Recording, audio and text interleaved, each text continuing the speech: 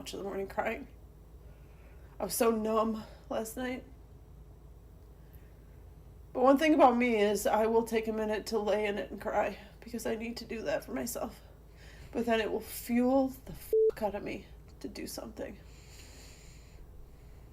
I think the first step that us women need to take is we need to adopt the 4B movement here. Oh, Unless your man voted for Harris, he needs to be cut off. Break up with him, divorce him, leave him. chop his head off. We cannot let this happen again. We have to stand up and do something. So I'm standing with the 4B movement for as long as it takes.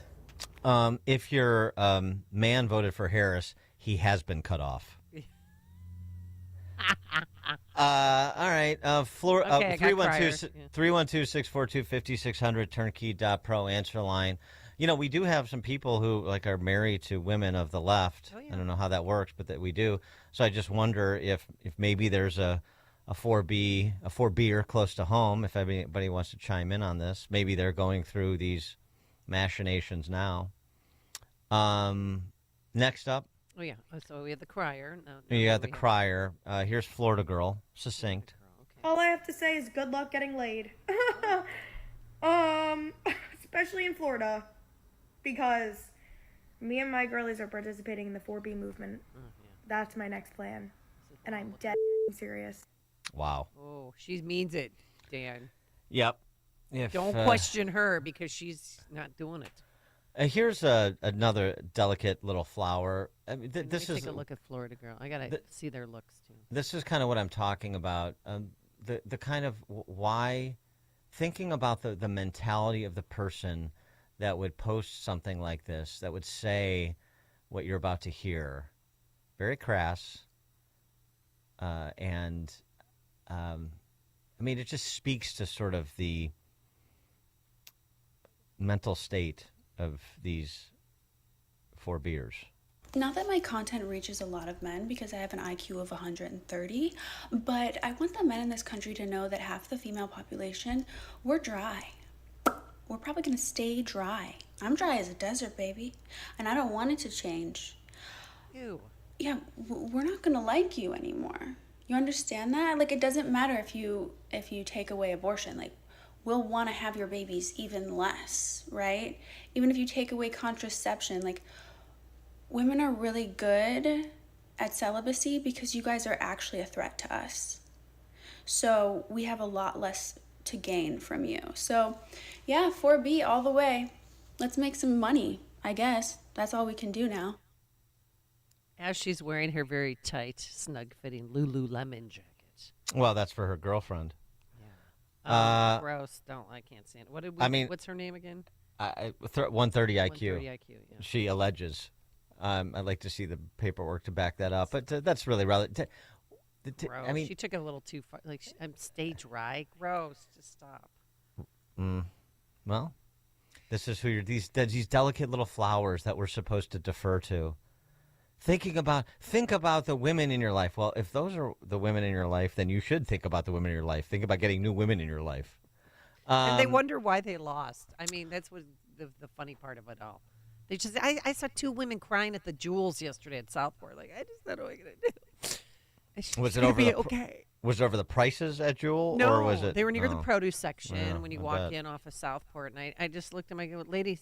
It's gonna be okay, and I walked away, and I smiled. I've been floating on a cloud ever since. I just tell them. 4B number 4 is Okay, I'm ready P Hat who just broke up with her boyfriend. because he voted for Trump. No, Oh. no. Okay. And Just she's happy to talk to you all about it too. Why they broke up is great. I'm gonna be honest. I was very blindsided by the results this morning. I've decided that cigarettes don't count today, and I honestly might go get a tattoo. But I also have decided Throw on a boob job. that for the next 4 years, I am going to abstain from schmecks with men. Schmecks. And funny enough, I actually just broke up with my boyfriend a handful of days before the election, and it had nothing to do with the anticipation of Donald Trump winning this election. It had everything to do with problems within our relationship and massive differences between who we were as people, which was unfortunate and sad. I wish him well, though. Dodged a bullet. I But wish him yeah, well. as a woman, my bodily autonomy matters, and this is my way to exercise Yeah, okay. sovereignty over I that. don't. Yeah. No, I want to hear more about the schmacks. What is schmacks? Why don't you work out those lingering feelings you have for your boyfriend before you talk about your participation in 4B? I wish him well. I do wish him well. I mean, no hard feelings. I mean, she's crazy. That guy dodged a bullet when they broke up. And our fifth entrant, Oh yeah. the Avenger. This goes back to those dating apps, so you can salt yourself away, or you can go on offense. I have decided that my personal revenge for this 2024 election fiasco is to be a menace to men on dating apps. I'm going to re-download probably just Tinder and Hinge and match with every single man. Say I'm down for hookups. Give them a Google Voice number. Talk with them. Say, yeah, I'll come over. Yeah, I'm on my way. Yeah, Well, you don't. I'm 5 minutes out. What do you mean? I'm here. Don't you see me? Guess what? I won't be there, and I'm gonna ruin your plans. Anytime you make plans with me, I will lie to you, stand you up, ghost you. I'm just gonna be a menace. Cause why not? Men don't like women.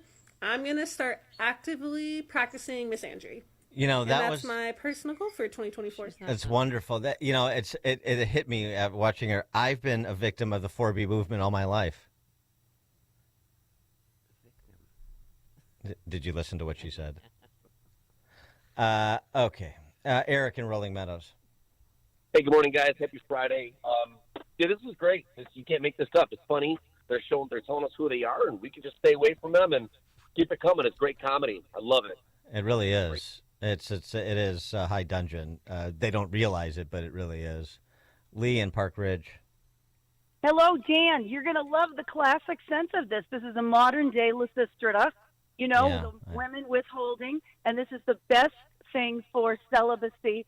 Talk about God working in crazy ways. I'm so excited to hear about this. Thank you for sharing this. Thanks for the call, Lee. Yeah, not quite the artistic flair of a Lysistrata, but yeah, nonetheless. Larry, Carol Stream. Hey, good morning, Dan and Amy. I just wonder, are all these women going to stand up now to with Riley Gaines and keep men out of the girls' locker rooms and keep men out of girls' sports? Not these people. Oh, that's right. Yeah, they don't want to be around men. Well, but those aren't men but those to aren't them, men. remember? Those are women to them because they say they're women. I mean, these women are, in addition to clueless, they're defenseless. I don't think this is who Aristophanes had in mind when he wrote Lysistrata. Jordan in Antioch. Yeah, I first off, I want to be the first one to thank these ladies for coming out and starting the 4B movement. My son's a high school senior. He's going to be going to college next year. And they just removed themselves from the dating pool. So I don't have to worry about him meeting some crackpot whack job that he's going to bring home and call me in on a red flag. He's going to meet a good girl. I don't have to worry about that. The abortion rate is going to go down like 65%. Happy days are here again. Thank you very much, ladies. Thanks, Jordan. So many text messages. Best segment ever. The 4Bs will result in a decrease of potential lefties. Bring it on. Don't extend it more than for 4 years. Bill in Cape Coral, Florida. Yes, the stock market's been going crazy. So with all these wackos not having sex with men anymore, I'm invested in batteries, baby. Duracell, Ever Ready. All right. C-Cell. I'm going to invest. Thanks for the call. I didn't mean to cut him off, but I think he led with the takeaway. Yeah, he got his point across. Not a bad idea. Wait, which one's your favorite though? Because I'm stuck between Just Broke Up and 130 IQ. I'm done with Avenger. I don't like that. I think that Just Broke Up. There's actually some hope for Just Broke Up. 130 IQ. There's no hope. Okay. Oh yeah, she's smug too. 130 IQ will be probably the mayor of Wilmette in the next 4 to 8 years. Pat in Lockport. You know what, Dan, Amy? this is such a wonderful thing for pro-lifers. These filthy, demented beasts that call themselves women, let alone females, there's no chance they're going to conceive and murder an innocent baby, because with their attitudes, any man that would go near them has to be just as mentally ill as they are. Well, there's You some guys of those. have a great day. Thanks for the call, Pat. Yeah. Why aren't they celebrating the first female White House chief of staff? It Text does. Message from Yeah, 312. right. I mean, it is a great benefit they're doing to, men out there that want to meet someone and get married and have a family stuff.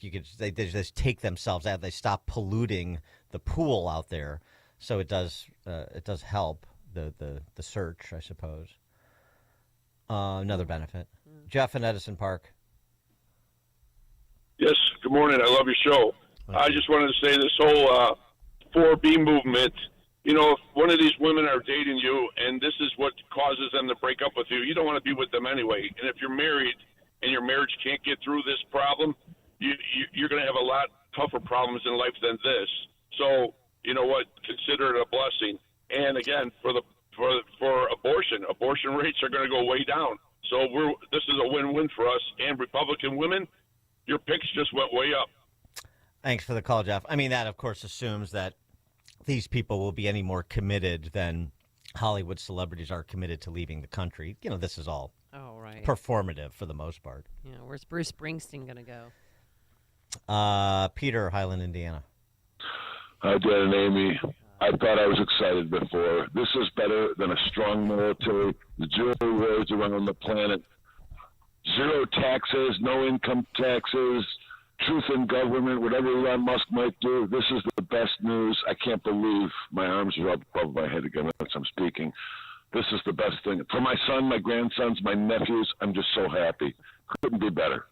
Thanks for the call, Peter. Yeah, I mean, these women are going to fulfill J.D. Vance's prophecy, childless cat ladies. Oh, Not so far off. And of course, I mean, what really is sad for, you feel sad for them because they're so lost, is they're just really angry, maladjusted women. They're just gonna go through life not enjoying themselves very much. Okay. Tim in Woodstock. Morning, Dan and Amy. Donald Trump hasn't even been sworn in yet, and he's already accomplishing something that conservatives and Christians have been trying to promote for a long time. That's the idea of returning to the idea of abstinence. So I just want to thank these ladies, and I hope they'll continue. And the country will actually be better off if they fulfill their promises. Yeah, right. Well, thanks for the calls. And they're Christian missionaries, and they don't even know it, since they're not interested in the position. All right, Dan and Amy, Chicago's Morning Answer. It's what Chicago is talking about. It's Chicago's Morning Answer with Dan and Amy on AM 560. The Answer. Are your file cabinets stuffed with work orders, invoices, bills of lading, medical records, and or compliance papers? There's a solution to clear the clutter by converting your documents into accessible digital form with the help of IDT. They can scan your documents for you or provide you with the technology to transform your workspace with easy and innovative IoT Smart Connected Scanning technology. IoT Smart Connected Scanning not only captures your information, it connects your documents directly to your existing digital systems, ensuring seamless integration and immediate access. Plus, it works with your existing Microsoft Office 365 technology. Convert those physical files into secure, searchable, easy-to-find digital formats. Goodbye, paper chaos. Hello, streamlined, secure digital environment. Visit ready4idt.com. That's ready, the number 4idt.com. IDT, putting paper in its place. We're just a few weeks away from Thanksgiving and this fall season. Don't forget your Balance of Nature supplements, a proud supporter of this radio station for 10 years. And remember that pumpkin pie, ice cream, sweets. Don't provide the fruits and vegetables your body desperately needs every day to stay healthy, happy, and energized. That's why I've been supplementing with Balance of Nature for nearly a decade. It's so easy to open the individual capsules, Dust them over a salad or mix them into a juice, drinks, or warm water. And thousands of AM 560 listeners love their Balance of Nature, and you will too. 6 capsules a day provides your body, heart, and mind with several servings, I should say, of 31 different whole fruits and vegetables. You will love it, and your body and mind and heart will thank you for it. Here's what you do. Call this number, 800-246-8751. Use coupon code Chicago to save 35% off and free shipping when you sign up as a new preferred customer. 800-246-8751. Call now or order online at balanceofnature.com. Use coupon code Chicago to save 35%.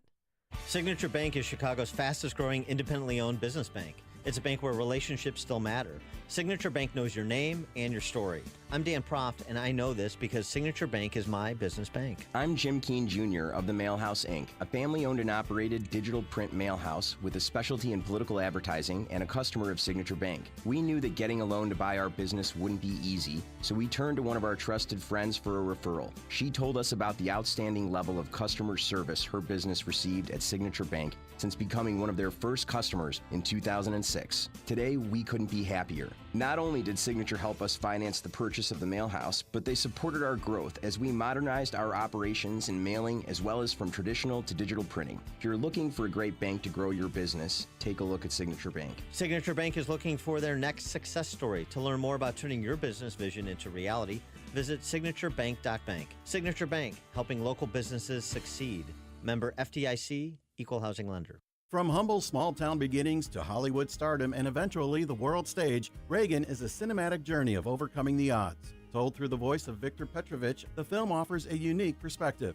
With Dennis Quaid as Reagan, this captivating story explores the profound impact of a man who defied expectations to leave an indelible mark on history. Reagan is available on digital and will be available on Blu-ray, DVD, and digital November 19th. For a chance to win a digital download, visit 560theanswer.com, keyword movie. Hi, this is Carl Amari. I'm Lisa Wolf. Join us every Saturday night beginning at 8 p.m. for all things entertainment on Hollywood 360. If you love classic radio shows, The Shadow, Jack Benny, The Lone Ranger, Dragnet, Gunsmoke, and many more, we have them for you on Hollywood 360. We'll also present trivia contests with prizes, showbiz news, celebrity interviews, games, and movie reviews. So don't miss Hollywood 360 every Saturday night beginning at 8 p.m. on AM 560, The Answer. AM 560, The Answer. All right, coming up on Chicago's Morning Answer. 636, Jerome Powell cuts interest rates and says he will refuse to cut out if Trump asks for his resignation. We'll start there with Scott the Cow Guy Shellady, 636.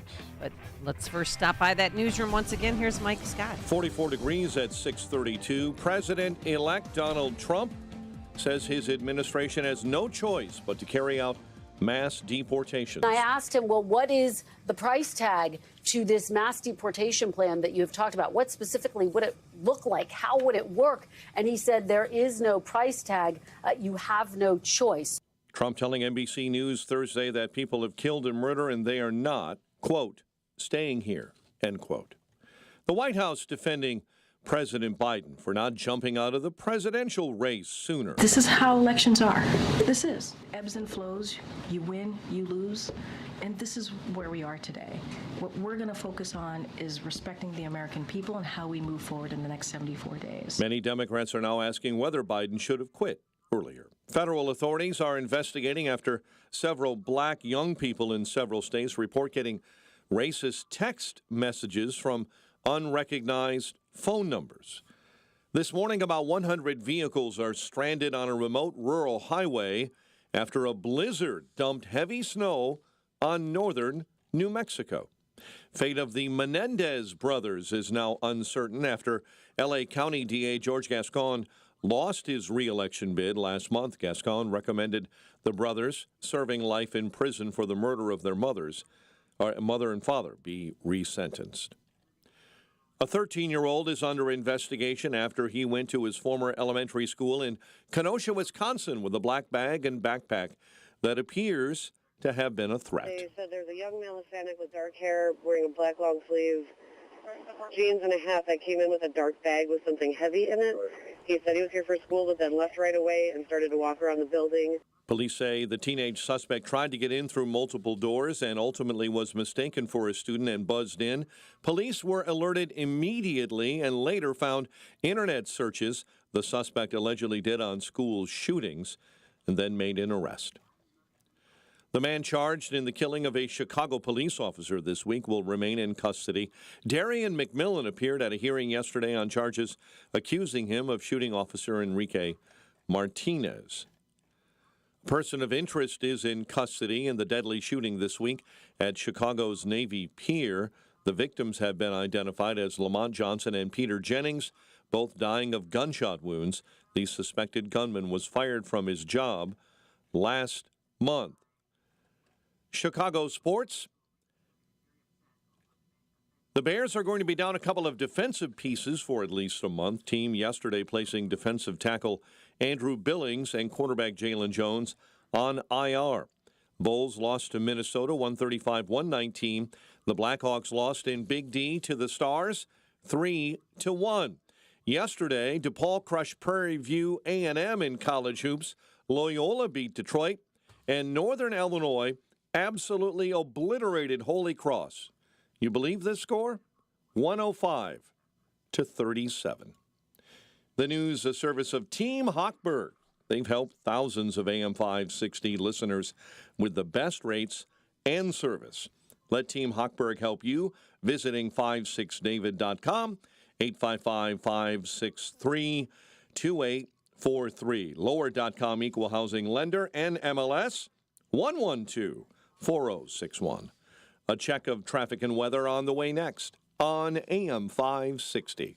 Dr. Sebastian Gorka reacts to a historic victory. It is, as the president says, a double mandate. Why? Because he blasted through the 270 required for the Electoral College presidential election, but also won the popular vote. America First with Dr. Sebastian Gorka. Afternoons at 3, right before Sean Thompson at 4 on AM 560. The Answer. I love giving jewelry as a gift. Roland's Jewelers is the perfect place for that magical holiday gift. Hi, it's Mike Gallagher. Roland's Jewelers is the absolute perfect place for the magical holiday gift for someone you love. Buying jewelry is about trust. Roland's is the jeweler I trust. I'm a customer, and I'm always amazed by their 5-star Google reviews, so many of them, but why not? They're the best. They're family-owned. Hey, getting engaged? Roland's has a large selection of mined and lab-grown diamonds at great prices. Choose from beautifully crafted engagement rings from designer Simon G. or Italian designer Roberto Coin, offering stunning diamond pendants and earrings. How about a Tag Heuer watch with cutting-edge technology? I love mine from Roland's. I continue to be impressed at how expertly trained their staff is. Visit Roland's Jewelers in downtown Libertyville or RolandsJewelers.com. That's Roland's, ROLLANDS, Roland's Jewelers, a family-owned jeweler you can trust, just like I do. Balance of Nature's fruits and veggies supplements, changing the world one life at a time. My husband's a retired cop, and I worked in a hospital for years. I'm going out right now because I'm getting ready to paint my fence. It's just literally amazing. And, you know, you watch the TV articles, and you go, yeah. Well, at least it's 100% returnable if it doesn't work. I'm not kidding you. It is the most amazing product I've ever taken. Oh, I have a friend, Julia, who has taken a Balance of Nature now for quite some time, and she said, "Oh, Becky, ask your doctor about taking Balance of Nature." So I talked to my doctor about it, and she said, "Oh, try it." Celebrate this season with Black Friday savings all month long. Sign up as a new preferred customer to get 50% off your first order, plus a free fiber and spice supplement. Go to balanceofnature.com or call 1-800-246-8751 and get this exclusive Black Friday offer by using discount code CHICAGO. If you're experiencing low energy, brain fog, or bloating, then your body might need a detox. Active Liver from New Nordic makes it easy to help your liver to detox your body all year long without major changes to your diet or lifestyle.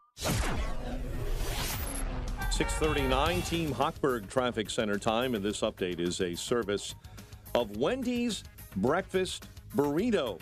It's everything you want for breakfast. Fresh cracked eggs, seasoned potatoes, American cheese, sauce, bacon or sausage, all rolled up into one warm tortilla. Want the boss of breakfast burritos? It's got to be Wendy's, at participating U.S. Wendy's. The Kennedy at 42 this Friday morning. O'Hare into the Burns Circle interchange. Accident on the outbound Stevenson between Lamont Road and the Veterans Memorial Tollway, I-355. 5-car accident, 2 left lanes are blocked. Chicago's Morning Answer with Dan and Amy continues next. AM 560 Weather Center forecast. Sunny and pleasant, high 61. Partly cloudy and 44. Your next news update at 7. Chicago's Morning Answer continues next on AM 560. The Answer. This hourly segment is sponsored by Chicago's Real Money Pros. Live on air, taking questions from you Saturday afternoons at 3. Brought to you by Pierre Shale Financial Group of Appalachia. Now, from the Signature Bank Studios. Only the biggest stories, only the biggest guests, and only the biggest opinions. This is AM 560, The Answer. Top of the morning, Dan and Amy. I'm going to play this clip especially intended for our next guest because I know he spent a good deal of his working life across the pond in merry old England. Well wishes from one of those Brits to America on the occasion of Trump's re-election, if you will. Breaking news here in batshit bonkers Britain, where for many of us Trump-supporting, freedom-loving individuals, it's the best day ever. It couldn't be better here in the UK. We have the BBC in absolute ruins. They were unable to announce Trump victory at 7 a.m. and they said Kamala still had a very narrow margin of a route to victory, even though it's obvious she had no route to victory at all. Channel 4's coverage was when it started and then completely collapsed, leaving the channel having to pay repeat episode of Friends or something because they had no words to speak about the glorious victory of Trump. And now we have a leader of this country who actively sent over his own teams to try and campaign for Kamala. And we have a foreign secretary who called the new president of the United States of America some of the worst names under the sun. So we can look forward to Trump punishing both of them very hard in the near future. For now, I'm just going to indulge myself in all the tears of all the people who said for all the weeks that they said, oh, it's on a knife edge, it's on a narrow margin. Well, looks like Trump won the popular vote, looks like he's got the House and the Senate, and it looks like most of the swing states have gone red as well, and Georgia by 200,000 votes. I mean, truly, one of the best days ever. Just want to say thank you to all the patriots over in America to let you know that patriots in this country are cheering you on as loudly as we possibly can. God bless Donald J. Trump, and God bless the United States of America. Oh, it's a nice postcard from our British friends. Scott the Cow Guy Shellady, market specialist for Market Day Report, 10:30 to 1. The Cow Guy close 1 to 1:30 Chicago time, both at RFD TV. Scott the Cow Guy, greetings from merry old England. Well, you're going to be shocked to know this, Dan and Amy, but I believe that's Katie Hopkins, a friend of mine. Is that right? It is Katie Hopkins, yeah. Yes. Well, tell her she's going viral over here. Well, Katie is, she's a British, she's like the female version of maybe Nigel Farage, but a little bit more edgier. She falls in and out of favor with the British public a lot. But she's a hoot, man. She's fun. So I've shared many a green room with her over in England, and we became friends. And she puts it out there, that's for sure. Well, before we get to the domestic politics, particularly with the Fed's action yesterday, we've talked about this a couple of times with a few different people, but now it's come to pass, Trump's victory. And so you think about Milei in Argentina, and you think about Trump here, and you think about the prospect of Poilievre in Canada to replace Trudeau. And maybe some of what you saw, not just from Katie Hopkins, but some rallying for Trump in England, too, which was interesting. And maybe there is this sort of revolt that started in 2015 and with Brexit and 2016 here, and then it subsided, and now it is resurging, perhaps. Well, yeah, it's resurging because we went the other way for a little while, and nobody wants to do that anymore. I mean, it's a repudiation of the global cabal of these people that think they know better than you, and they want to tear down a lot of what you believed and held true in your heart is what a country is. You know, we have a border, we have a common language and a common culture, and they were trying to throw that to the wayside and reshape America into the way that they thought it should be. And there's other Western countries that are going through the same thing. But, you know, when they say that to you, and it started actually around, I think, 2008 with Obama, when they say things like we need to, tear it down and rebuild it. No, we don't. We can always make America better, but it doesn't need to be torn down. We just can, we can improve it on the on the edges. But that's their idea. They think that it needs to be absolutely torn down, replaced, and built in their image. And I think that was thrown out 2 days ago with Donald once again thrown out. Now we're going to have to continue that fight, but that's their idea. They believe it needs to 100% be torn down and remade up. Where I think the people on the right believe we can always get better, we can improve things on the outside, but it's a pretty darn good place to start with. Are people coming up to you and talking about the election there? Well, yes and no. I mean, I work in media. I work in media, and there's a lot of upset people around. Under the age of 30, they didn't want to talk on Tuesday morning or Wednesday morning, whatever it was, which I found completely shocking. But yeah, there's a lot of people that they obviously know which way I lean, and I'm not afraid to say that. Hey, I'm on the side of common sense. You know what? I don't want to have 10 to 15 million people come across the border and actually need to pay for it. That wasn't what I signed up for. I didn't sign up for the inflation and the government spending. We keep talking about how great our GDP is, 2.4, 2.3%, and how we still have good growth in this country. It's 100% to me down to the fact that the government couldn't stop spending. They spent so much money, they could not have a positive gross domestic product, right? Or they could not have a positive GDP. Think about it. For those 4 years that we're still in, we bring in $4.5 to $5 trillion in tax revenue every year and spend 1.8 or 2 trillion more than that. So every year we have 1.8 to 2 trillion more dollars going through our economy. You better have a positive GDP, or you're really doing something wrong. So what are I'm done with it. I just want to get back to basics. So what did the market reaction to Trump's victory signal the market thinks about Trump's presidency? Well, it's interesting because, there's something that the economists can't put in their mathematical formulas. And that's this theory, this optimism or the animal instinct that Trump has a way of unleashing in the economy. It's interesting. I think, Ronald Reagan had the ability to do it, but give people that good feeling, even though the good hasn't happened yet. And I think that Trump's doing a lot of that now, too. Now, are the valuations stretched on the equities? Yes, I think so. Are things a little bit out over their skis? Sure.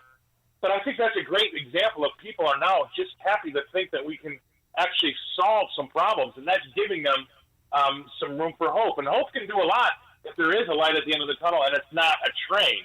And so I think that it's great to see everybody be that excited. I don't think money-wise, it's probably good to take all of your grandmother's $5 million she left you in her will and put it in the stock market right now. But I do think that the economy will get better because we're going to get rid of regulation. That's one of the biggest things that we've had a problem with, and he's going to try. Look, he's not going to. These governments like to spend money without doing anything on the other side of the ledger. I think that if he doesn't spend money, he's going to do some inflationary things like cut taxes or at least extend tax cuts. But that actually can help growth, where all the other spending doesn't really help growth. So if we can at least shift the views towards growing the economy instead of just spending money willy-nilly, we've got a chance of maybe making our debt situation better. Well, speaking of hope, Jay Powell's rate cut yesterday, another 25 basis point cut, clearly indicates that he's hopeful, maybe just hopeful, but certainly hopeful that the inflationary period is winding down. It's going to be hard, guys, because here's where I come on that. We've got we're going to go through $36 trillion in debt by the end of the year. That means in this calendar year, we went through the $34 trillion mark. This summer, we went through $35 trillion, and at the end of the year, we're going to go through $36 trillion. It's almost unsustainable. So we've got a really high national debt. but we also run close to a $2 trillion budget deficit every year. We spend $2 trillion more than we take in taxes every year. That's a problem, too. And now on our annual budget, the debt service on our debt, just the interest, is over $1 trillion a year. It's the second biggest line item after Social Security. Okay, so that you can't continue down that path, right? We're going to have to do something about that. And what that means is we're going to have to try to inflate our way out of the problem, which means we're going to borrow strong dollars and pay them back with cheaper dollars, which means I think the Fed is going to have to lean dovish, or they're going to be more inclined to let inflation run a little higher so that we can get out of our debt problem when it comes to our national debt and keep our interest payments lower when it comes to our annual debt. And that's what we're going to see. All roads are going to probably lead to more inflation. We're trying to get our inflation number down to 2%. I think it's going to be more like 3 to 4% as the Fed lets inflation run hotter so we can get out of our debt problem. The people around Trump, some are not new, some are. I'm talking particularly with respect to financial matters, economic policy. So Howard Lutnick's emergence, the CEO of Cantor Fitzgerald, John Paulson expressing interest in helping Elon Musk cut $2 trillion from the federal budget, and obviously Musk himself. What sort of impact are you hoping or do you believe that they will have when it comes to the policy direction you're talking about? Well, I'm hoping they do cut. There is so much bad. I mean, we've never, ever really centered on that.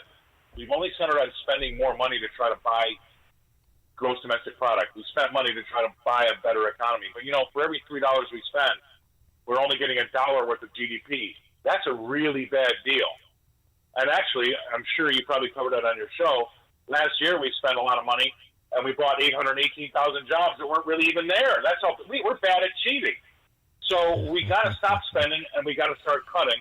And I think that with the idea that we're going to take $2 trillion out of, it's 400 government agencies that Elon's going to have to look at to start trimming some fat. I absolutely think that there's a lot of fat. Government spending's been out of control, and nobody really looks at, changing it. They want to continue the spending because you can't go to Washington by saying, I'm going to cut back on your benefits and stop spending money. That's not electable. But maybe with somebody like Elon Musk and Paulson, those guys running the show, there's 400 agencies. I'm sure you can find billions, maybe trillions, like they say, in fat to cut out of there. I don't think that's going to be that hard of a deal.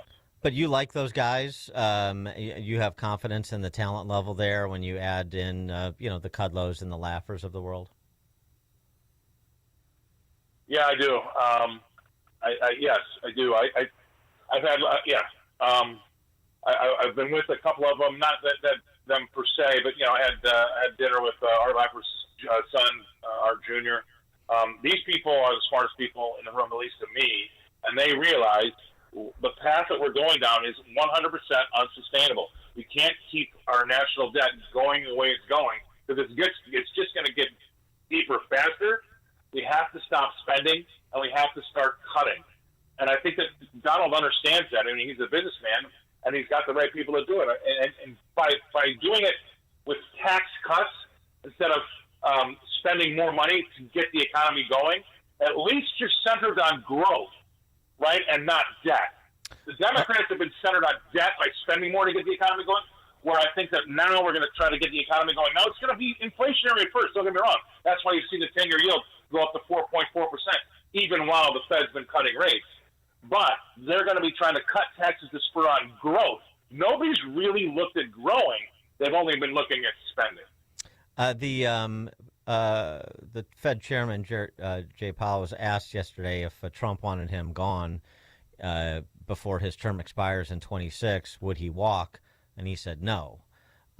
Trump doesn't have the power to remove him. He does have the power to nominate a Fed chairman. So Jay Powell could be gone when his term expires in 26. But how did you take that interaction where Powell was basically saying, Trump can't get me out, I'm not going anywhere?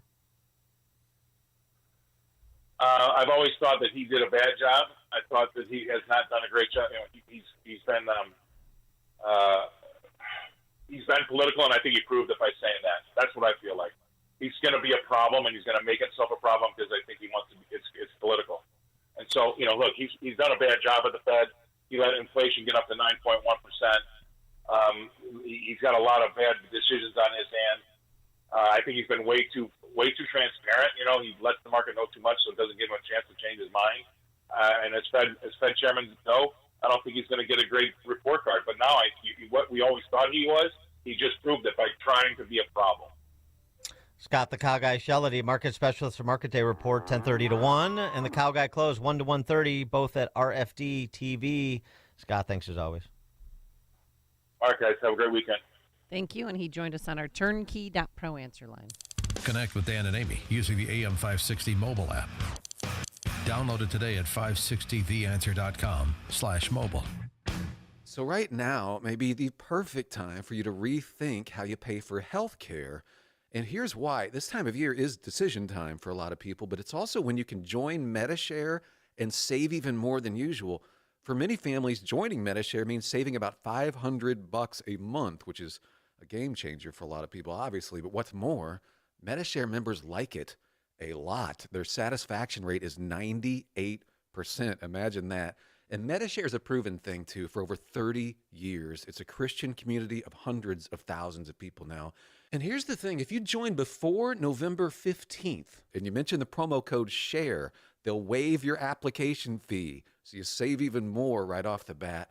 I'll give you the number here in a second, but just call and you'll get a price within 2 minutes. And again, the deadline is November 15th. So call now. You'll save even more. Here's the number, 844-47-BIBLE. That's 844-47-BIBLE, 844-47-BIBLE. If you have high blood pressure, you have the #1 risk factor for mortality. Don't be a walking time bomb. Make this change and watch your blood pressure drop. Order a 120 Life today. Yes, 120 Life is an amazing blend of superfruit juices that can actually help lower your blood pressure. It's been endorsed by thousands of health professionals and doesn't have the side effects of medication. It's up to you to control your blood pressure, not Big Pharma. Seriously, 120 Life could be the natural game changer in your life. Try it yourself risk-free with a 2-week trial pack. You've got nothing to lose but your high blood pressure. Go to 120life.com and use promo code 560 to save 15% and get free shipping. 120 Life is so sure it can noticeably lower your blood pressure in just 2 weeks, they'll give your money back if you're not satisfied. Order the 8-ounce drink or powdered mix. From pomegranates to cranberries, it's the delicious way to lower your blood pressure. It really works. Go to 120life.com now. Use coupon code 560 to save 15% and get free shipping. Support our police and hire the police to personally protect you. You've watched the news. Rising crime has been affecting our everyday lives in Illinois more and more these days. Blue Star Security can protect you, your business, or your place of worship. Blue Star Security is the only security company in Chicago with over 900 off-duty police officers, all W-2 employees. I'm Jeffrey Salvetti, Vice President of Blue Star Security and a 15-year law enforcement veteran. The Blue Star team is made up of over 900 state-certified active and retired law enforcement professionals. We serve businesses and private organizations with supply chain and special event security, and also protect our loved ones at places of worship and schools all across the Chicagoland area. Blue Star Security's technology allows mobilization of off-duty officers quickly and efficiently. Our primary mission is to provide unparalleled protective services for each assignment with integrity while maintaining our commitment to community service in the Chicagoland area. Visit online to schedule a free security consultation at BlueStarSecurityLLC.com. That's BlueStarSecurityLLC.com. Hey, Chris. How was your week? Oh, sorry, Jen. I can't talk right now. The network is down again, and I can't access any of my files. What's worse, I'm late for a virtual call and past deadline on a project. Let me help. I'll reboot the cable modem, wait 10 minutes, then reboot the router. Let's see if that works. Sounds easy enough, but I shouldn't have to play resident IT director every time our equipment goes down. I shouldn't be messing with this IT work. I agree. This technical stuff is stressing me out, and I'm tired of getting blamed by the boss for all of these outages. We gotta convince the boss man to find a company to help us. This is just not working. At Turnkey, we understand the importance of having a network you can count on, one that's reliable and doesn't go down. We provide quick, friendly service when things go wrong with no hidden fees for on-site support. Turnkey is the small business champion, delivering world-class service at the price of a monthly car payment. Visit turnkey.pro. That's turnkey.pro. AM 560, The Answer. All right, coming up on Chicago's Morning Answer, he's back. Yeah, at 7:07, we'll talk to Brett Baer. We'll start with something that former Gorsuch law clerk Mike Davis said in the direction of Tish James, the AG of New York, and what that means about Trump's perspective on remedying the lawfare to which he was subjected. We'll start there with Brett Baer at 7:07. Today it's going to be mostly cloudy, pleasant, beautiful sunshine as well. A high of 61 degrees. It is now 7 a.m. in WIND, Chicago. Anti-Semitism in Amsterdam. I'm Dave Anthony, Fox News, and it was violence. Israeli fans of a soccer team from Tel Aviv were attacked by pro-Palestinian mobs. It is being described by the King of Netherlands as an anti-Semitic crime. Now, the Amsterdam police chief just said moments ago 5 people were injured and treated in the hospital, 20 to 30 minor injuries. Footage shows Israeli fans being kicked and stomped on the ground, running, even jumping into Amsterdam's famous canals to escape. That's Fox's Matt Finn in Tel Aviv. Israel has sent planes to Amsterdam to bring those fans home. A fast-moving, wind-driven wildfire keeps scorching Southern California north of L.A. It was like a hurricane came through, a tornado, just... That fire has burned down 132 structures in Ventura County, many of them homes, and people barely had enough time to get out, losing everything. Thousands have evacuated.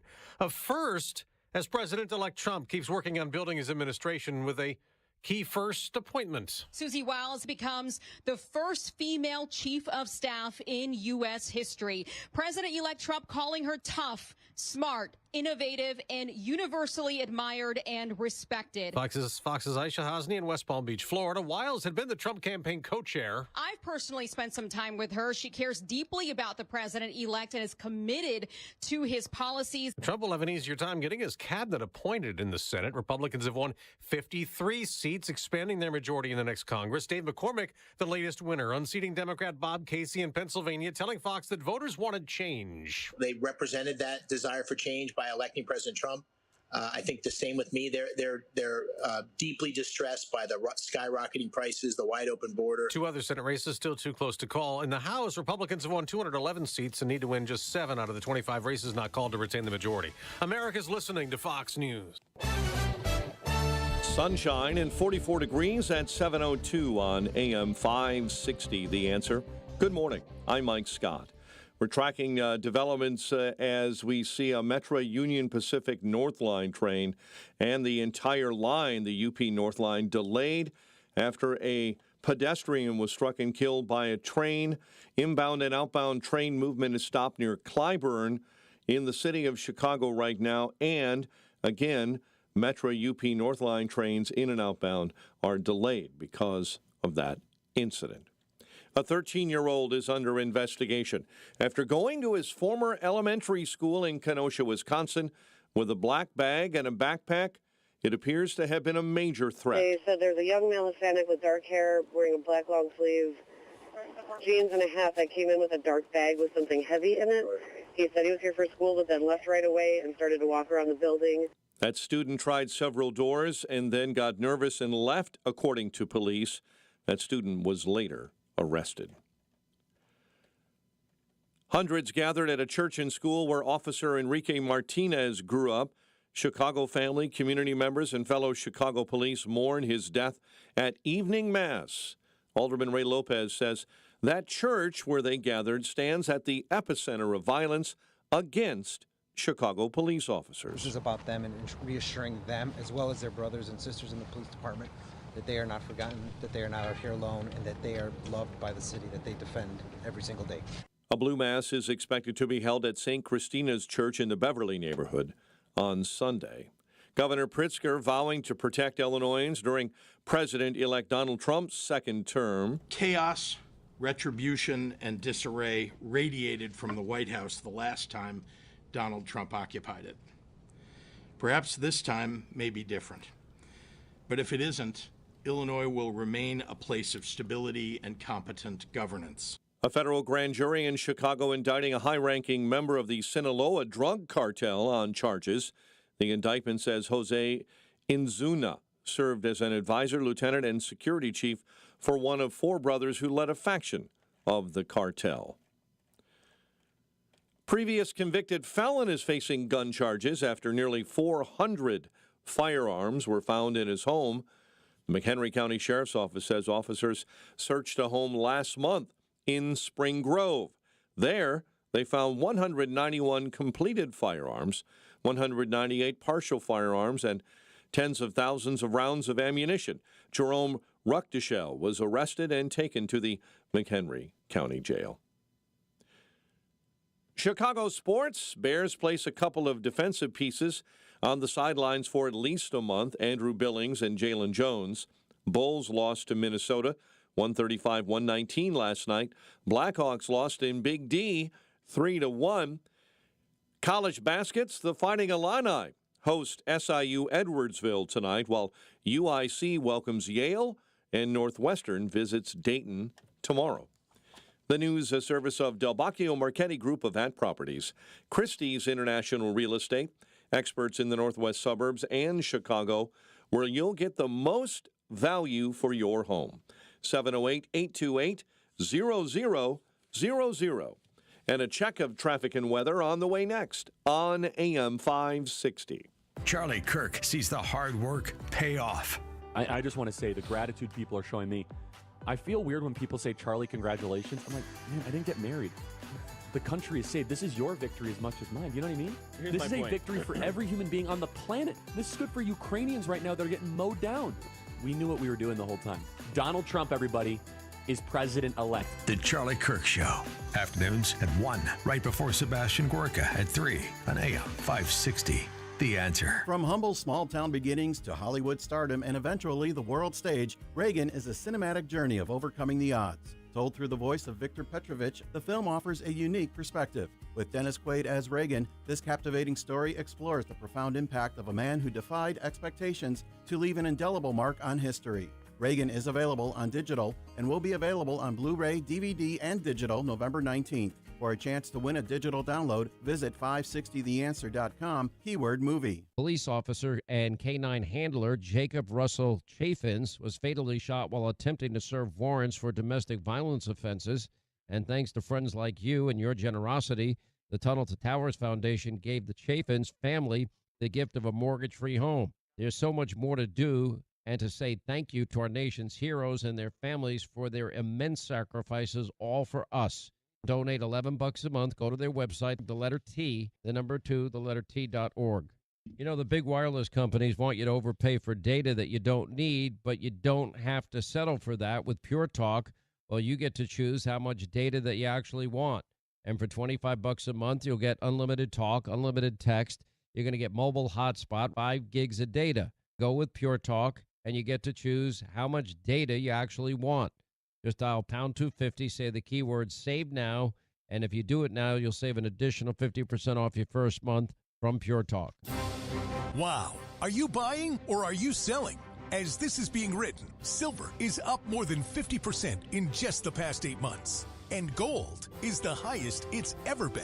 Whether you are just getting into the metals, want to roll your IRA into silver or gold, or want to take some profits off the table, Fox Valley Coins is ready, willing, and able to help.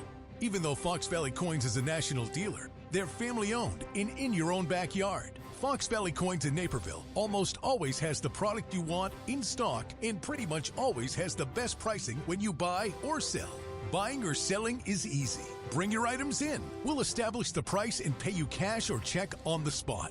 Don't wait until after the election to move your assets around. Did you know that Fox Valley Coins has sold over 3,000 1-ounce silver Donald Trump coins? We have several designs, but they're going fast. Fox Valley Coins on Route 59 in Naperville. Family-owned integrity since 1981.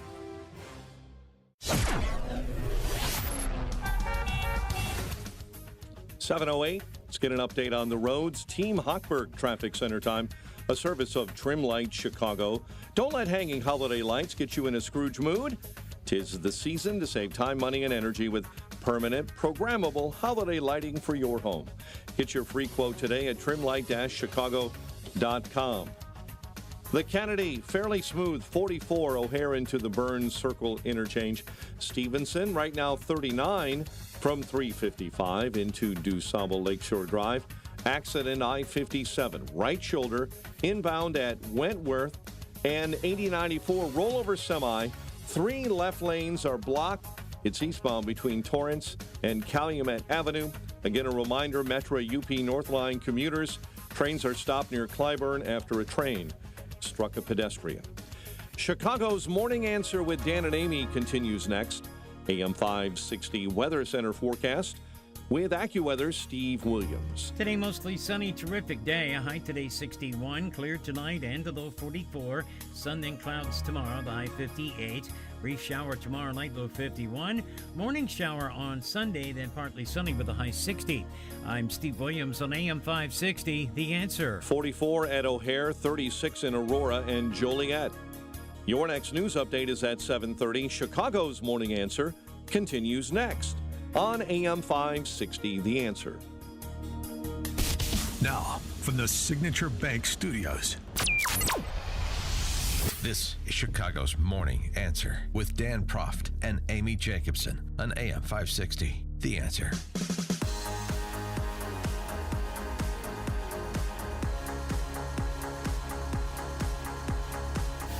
Top of the morning, Dan and Amy. One of the big questions the Trump administration is going to have to figure out between now and when they assume office on January 20th, what exactly is the posture going to be towards all of the perpetrators of the lawfare against the president and allies, and frankly, ordinary Americans, if you want to fold in January 6th, which we must do because of the promises Trump made during the campaign about nonviolent J6 individuals who were convicted of crimes and are serving time in prison. He called them political prisoners. He essentially suggested that commutations were in order at minimum when it came to nonviolent offenders. So how much quote-unquote political capital do you want to spend on that? How early do you want to do that if you still want to do that? Is it going to be prioritized or deprioritized? And as these legal cases go away, do you let Jack Smith just fade away? Letitia James, the judge in that case, the Judge Merchan, and Alvin Bragg in the business records case, Fani Willis. What about the IRS whistleblowers that came forward? Do we pick up the information that they provided to Congress in addition to media and take a look at the decisions that were made at IRS, at FBI, even if you don't want to pursue the Biden family any further? These are big questions. Well, here's one perspective. Yeah. We talked to Professor William Jacobson from Cornell Law about it yesterday. He had a perspective that I think was sort of the middle perspective.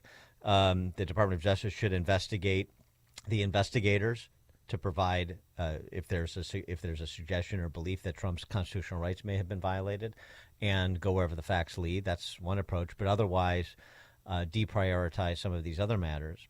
Mike Davis was the founder of the Article 3 Project and a former Justice Gorsuch law clerk, and rumored to be in the running to be White House counsel.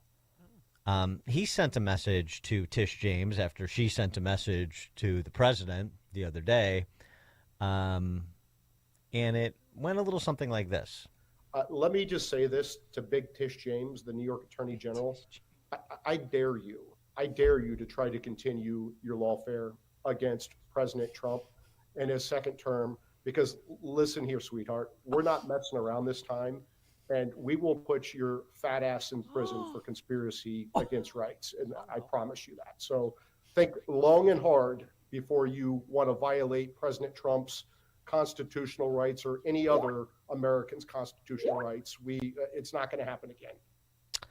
For more on this and other related topics, please be joined by Brett Baer. Hopefully he's gotten some sleep. Host of Fox News Special Report, weekdays 5 p.m. Best-selling author of To Rescue the Constitution, George Washington and the Fragile American Experiment, as well as The History Club, Duel Across Time. Brett, thanks for joining us. Appreciate it. Morning.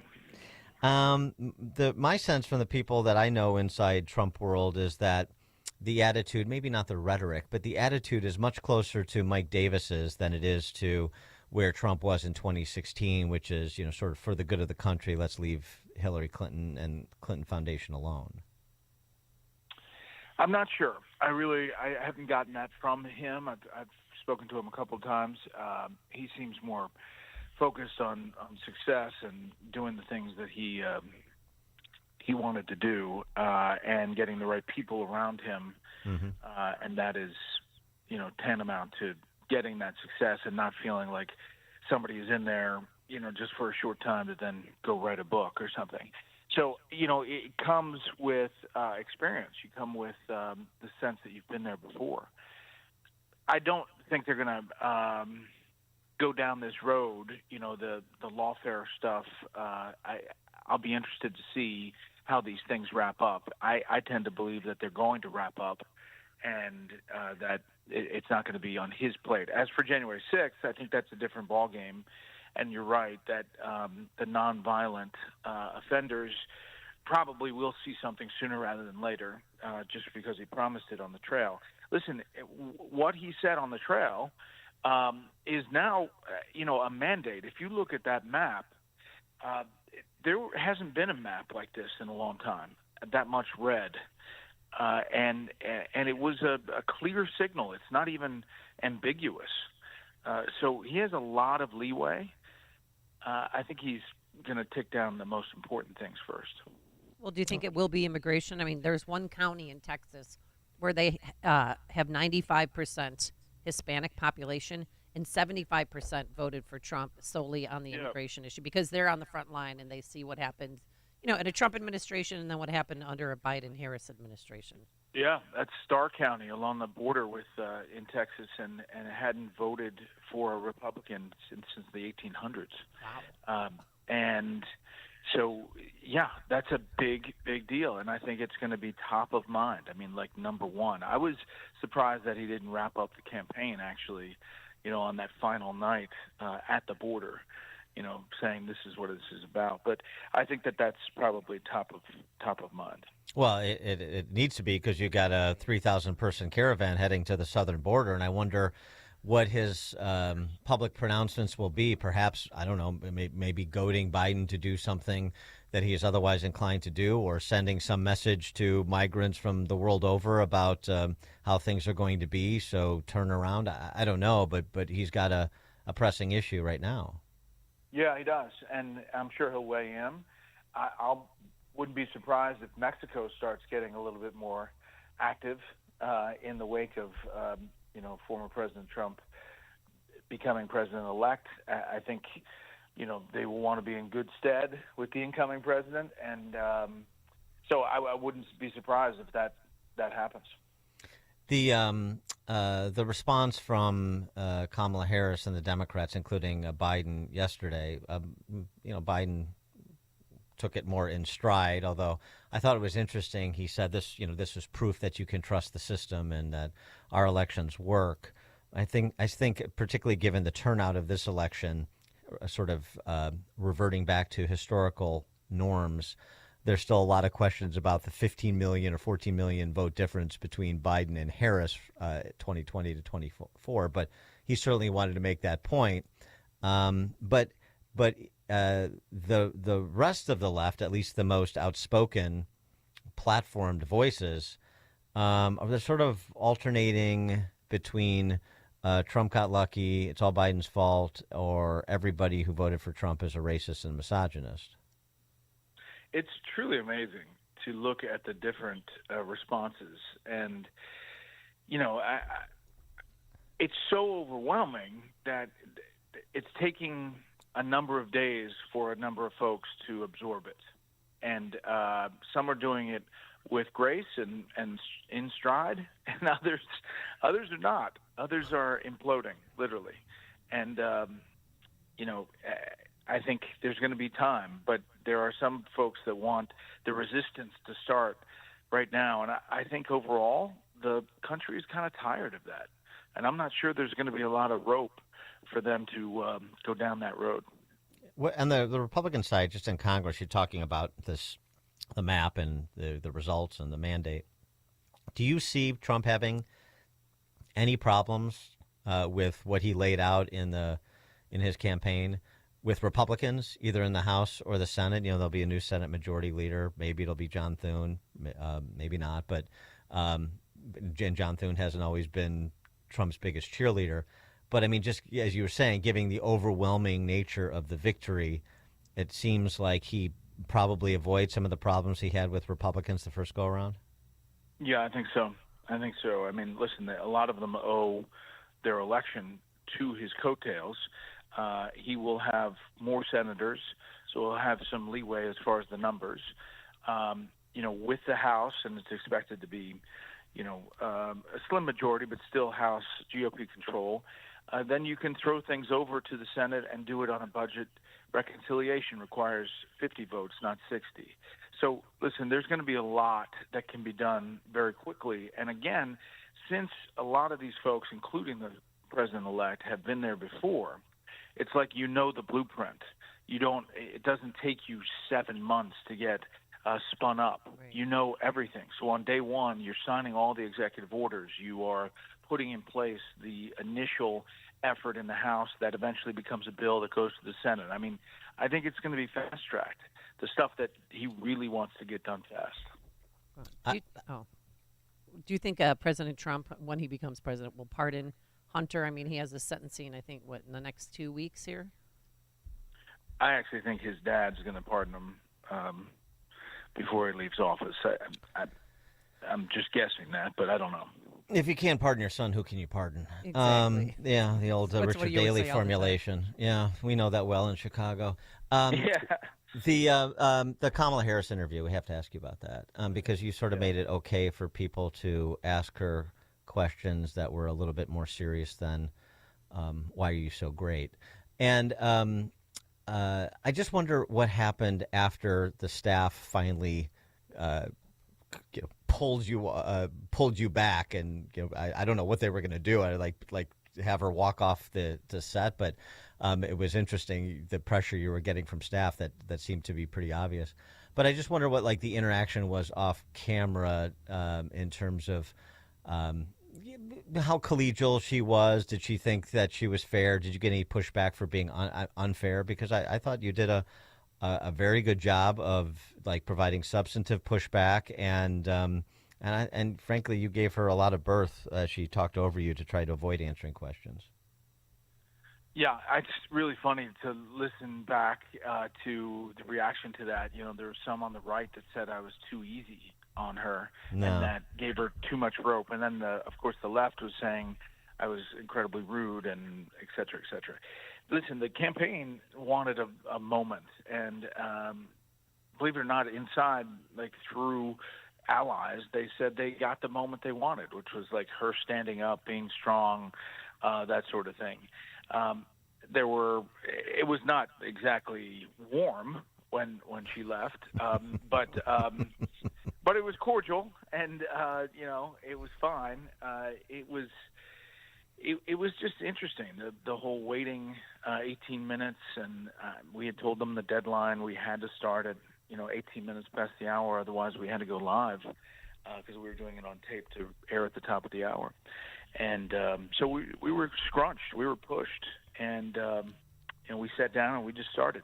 So, listen, would I have done things differently? A couple of things if I look back, but overall, on substance, I wanted to ask those questions. And after I did that interview, to your point, Anderson Cooper asked almost exactly the same question in that town hall, and so did NBC.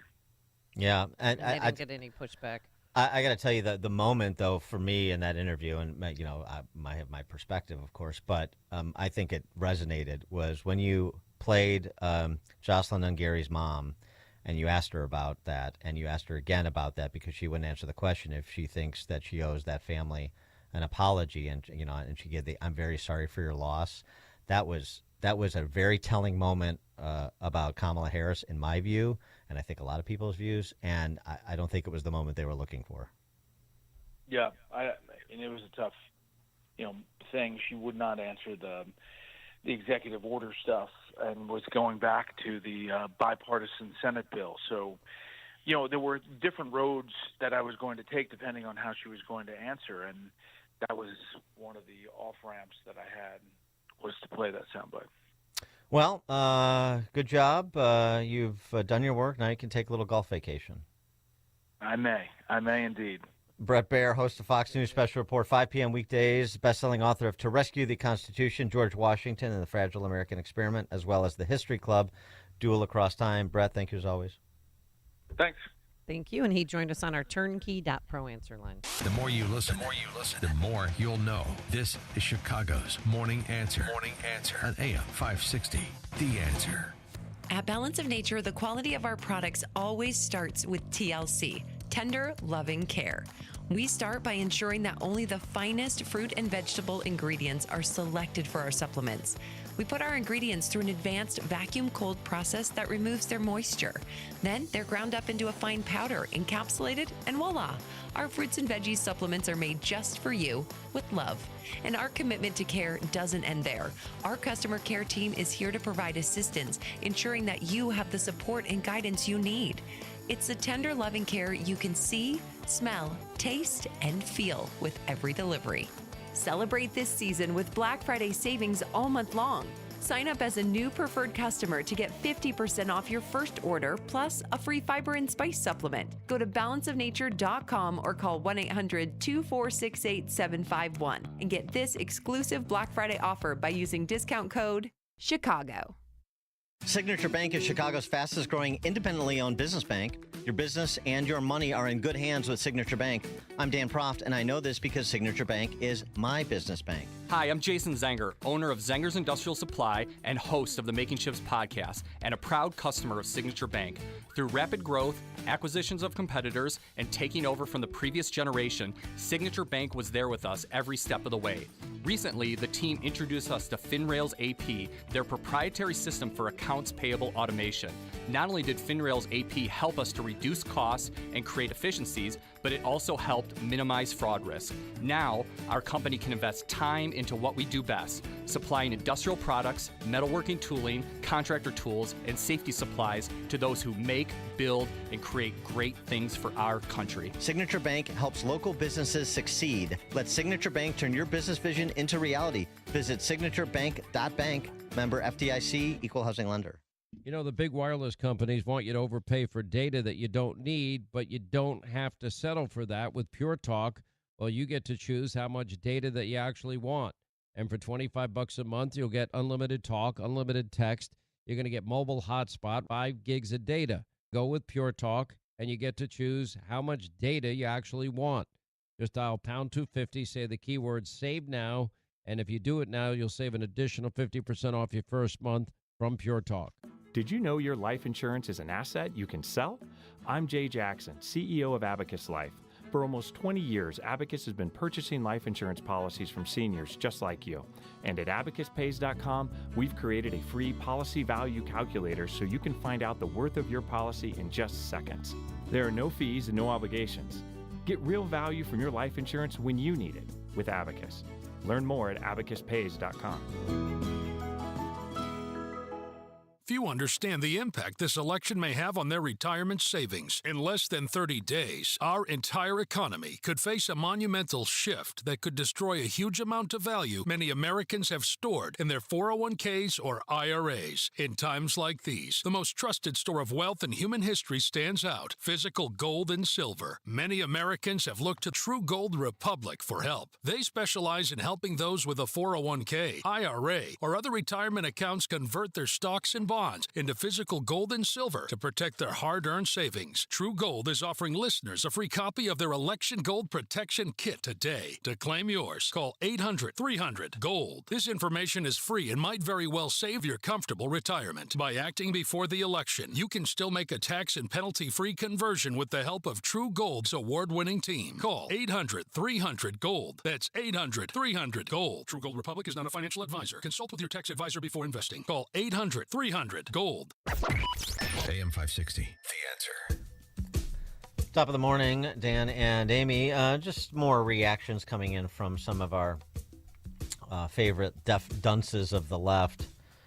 And at the top of that list, or certainly near it, is Eric Swalwell, Chinese spy Fang Fang's boyfriend.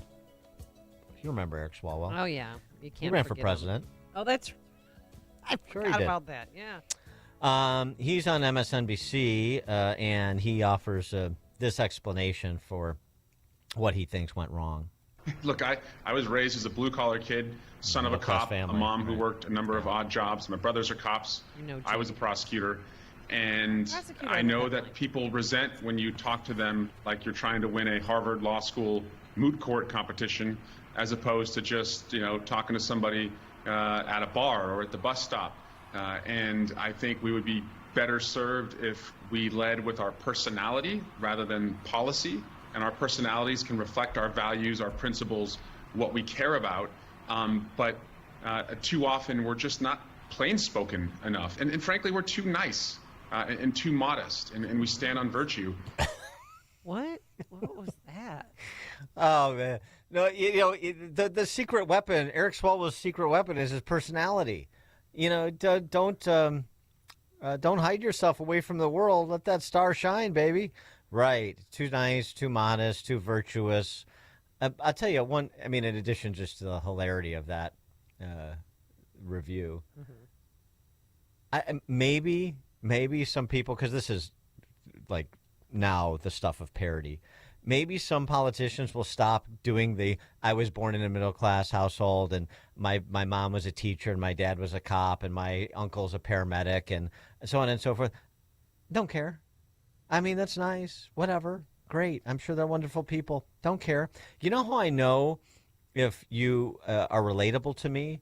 Not where you went to college, not what your parents did, not where you grew up, but what you're saying and doing.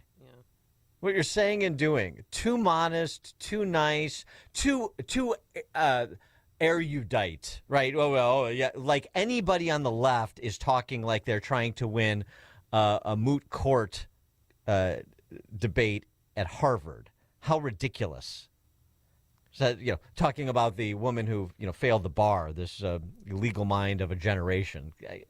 It's just.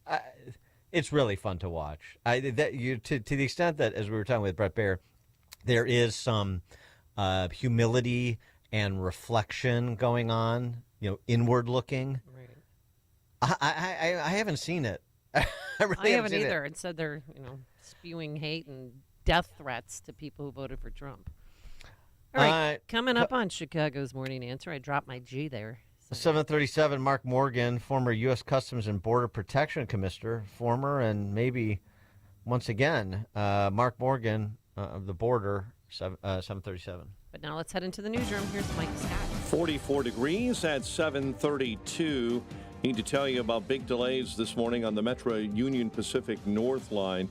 Trains are delayed until further notice. A pedestrian was struck by train 305 near Clybourne. Extensive delays are anticipated. Many trains will be canceled. Some will operate out of sequence and be modified, and it will be that way until further notice. Officials say Russian missiles, bombs, and drones are battering Ukraine. 3 nights in a row of aerial assaults. Amsterdam police say 5 are hospitalized, 62 arrested after anti-Semitic rioters attacked Israeli soccer supporters following a match.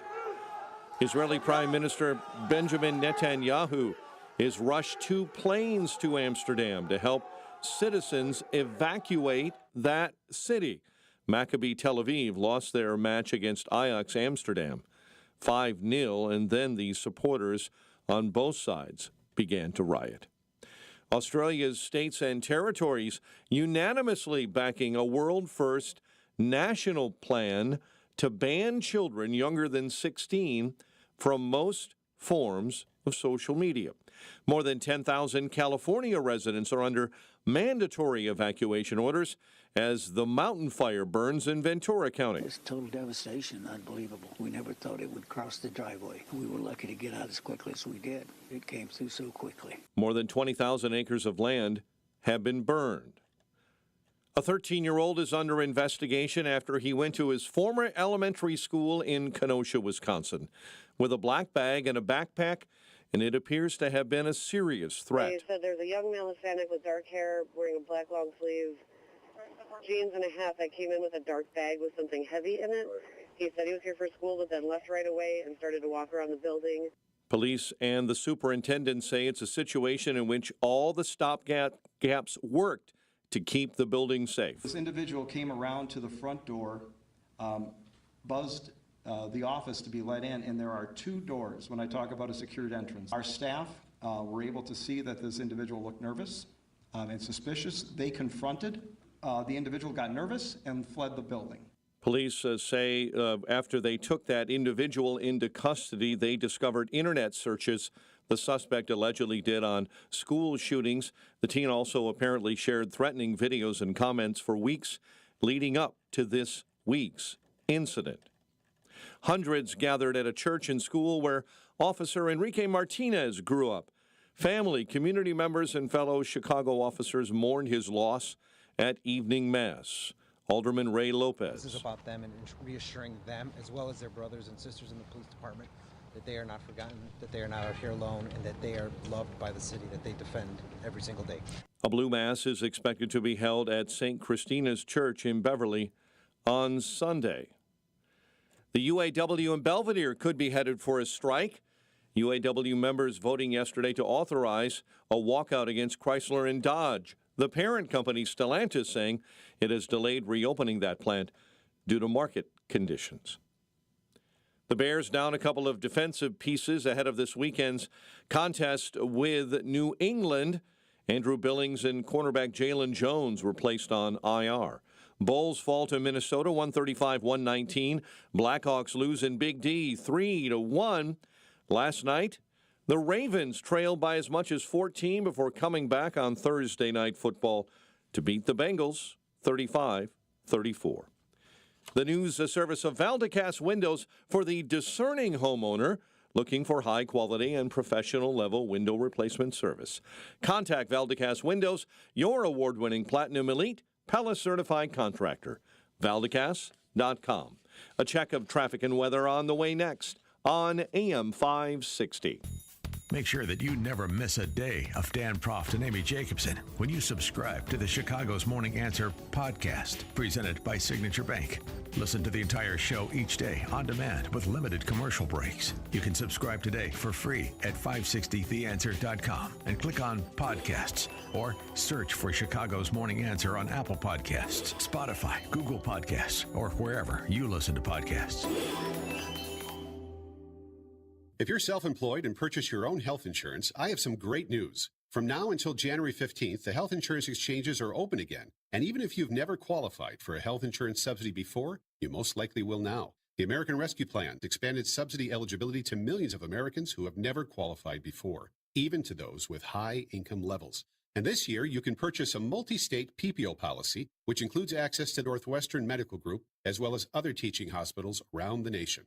Employers who provide small group coverage also have new options, and so do seniors looking for Medicare supplement coverage. Call me. I can help. If you're tired of calling a bureaucrat at an 800 number to help you navigate Obamacare, then you need a local expert on your side. C. Stephen Tucker from HealthInsuranceMentors.com is someone I know and trust.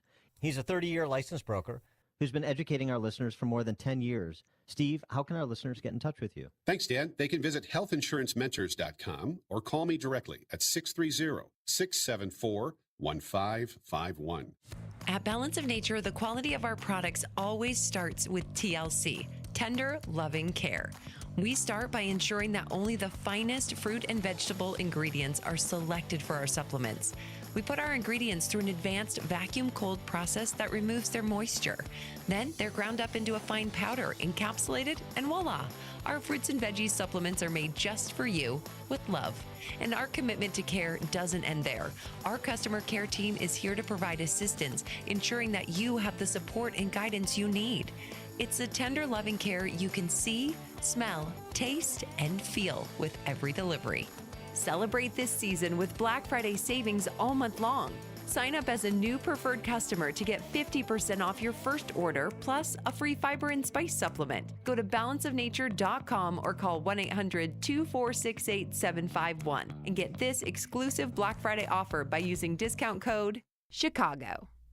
Is thinning hair or a receding hairline making you self-conscious? Try Hair Grow from New Nordic. Stop feeling embarrassed about thinning hair and start feeling your best with Hair Grow. 7:39. Let's get an update on the roads. In our Team Hochberg Traffic Center, this update is a service of AlmostFreeTeeth.com. Overpaying for dental implants is over if you have a medical PPO. Find out how you could save 90% off on average to get your smile back. Check if you qualify. AlmostFreeTeeth.com. 1 hour in on the inbound Kennedy O'Hare into the Burns Circle interchange. Stevenson inbound, a heavy 51 355 into DuSable Lakeshore Drive. Tri-State jamming up northbound Roosevelt to the Ike 8094. Stop and go traffic, mostly due to an earlier accident eastbound between the Indiana State Line and Kennedy Avenue. Chicago's Morning Answer with Dan and Amy continues next. AM 560 Weather Center forecast. Sunny and pleasant today. 61, clear, and 44 for playoff football tonight. The news, more news comes your way at 8. Now more of Chicago's Morning Answer with Dan and Amy next on AM 560. The Answer. Now, from the Signature Bank Studios. In Springfield, they're eating the dogs. They're eating the cats. They're eating the pets of the people that live there. We're not going to be able to enjoy this for much They're longer. eating the dogs. They're eating the cats. They're eating the pets of the people that live there. People of Springfield, please don't eat my cats. Why would you do that? Eat something else. People of Springfield, please don't eat my dog. Here's a catalog of other things to eat. They're eating the dogs. Yeah, it's so funny that Trump gets tagged for perpetuating this myth about pets being eaten by migrants in Springfield, Ohio, and elsewhere. I think that Kiffness, actually, that song did more to extend that story than anything. But of course, that was just a misdirection play by the D.C. press corps, so they didn't have to address the underlying point, which is Springfield, Ohio, and these other small communities that we discussed at some length over the last several months, being overrun by people from other countries without the ability to accommodate them in terms of housing and schooling and municipal budgets, public safety issues, of course. So, I mean, that's really the issue, and the issue is ever present as per this caravan that's currently heading towards the southern border. Venezuela, Ecuador, Colombia, Peru, Haiti, Costa Rica, Panama, Nepal, Afghanistan, and Central America, La Verdad reports. The migrants are hoping to make their way to the United States before President-elect Donald Trump takes office on January 20th. As the migrants make the trek, some say they're leaving their countries because where they're from is dangerous. They have no security or job opportunities to support their families. Cartel violence, high unemployment, and economic crises in South and Central America are driving more people toward the United States.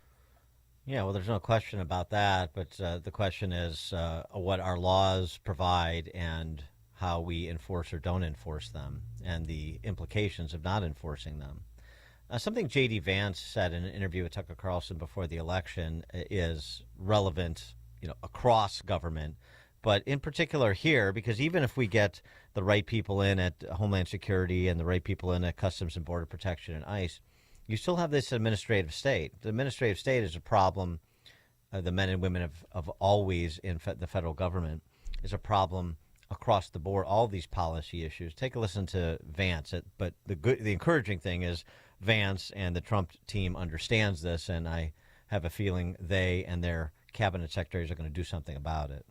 Trump's main campaign platforms, one of the main things that he talks about, and of course, I think he learned in some ways the hard way during his first 4 years in office, is the president recognizes that if you have people in your government who you tell to do something and they disobey you, that's not like checks and balances. They're part of your government. The check and balance is the House, the Senate, the judiciary, exactly. Right? If the people in your own government aren't obeying you, you have got to get rid of them and replace them with people who are responsive to what the president is trying to do. If you don't have that, you don't have a real democratic accountability. You've got to be a nut cutter because that's the system at stake. That's right. That's democratic control. How do voters have any control over their government if the people they elect have no control? That's exactly right, man. Mark Morgan, former U.S. Customs and Border Protection Commissioner, joins us now. Mark, thanks for being with us again. Appreciate it.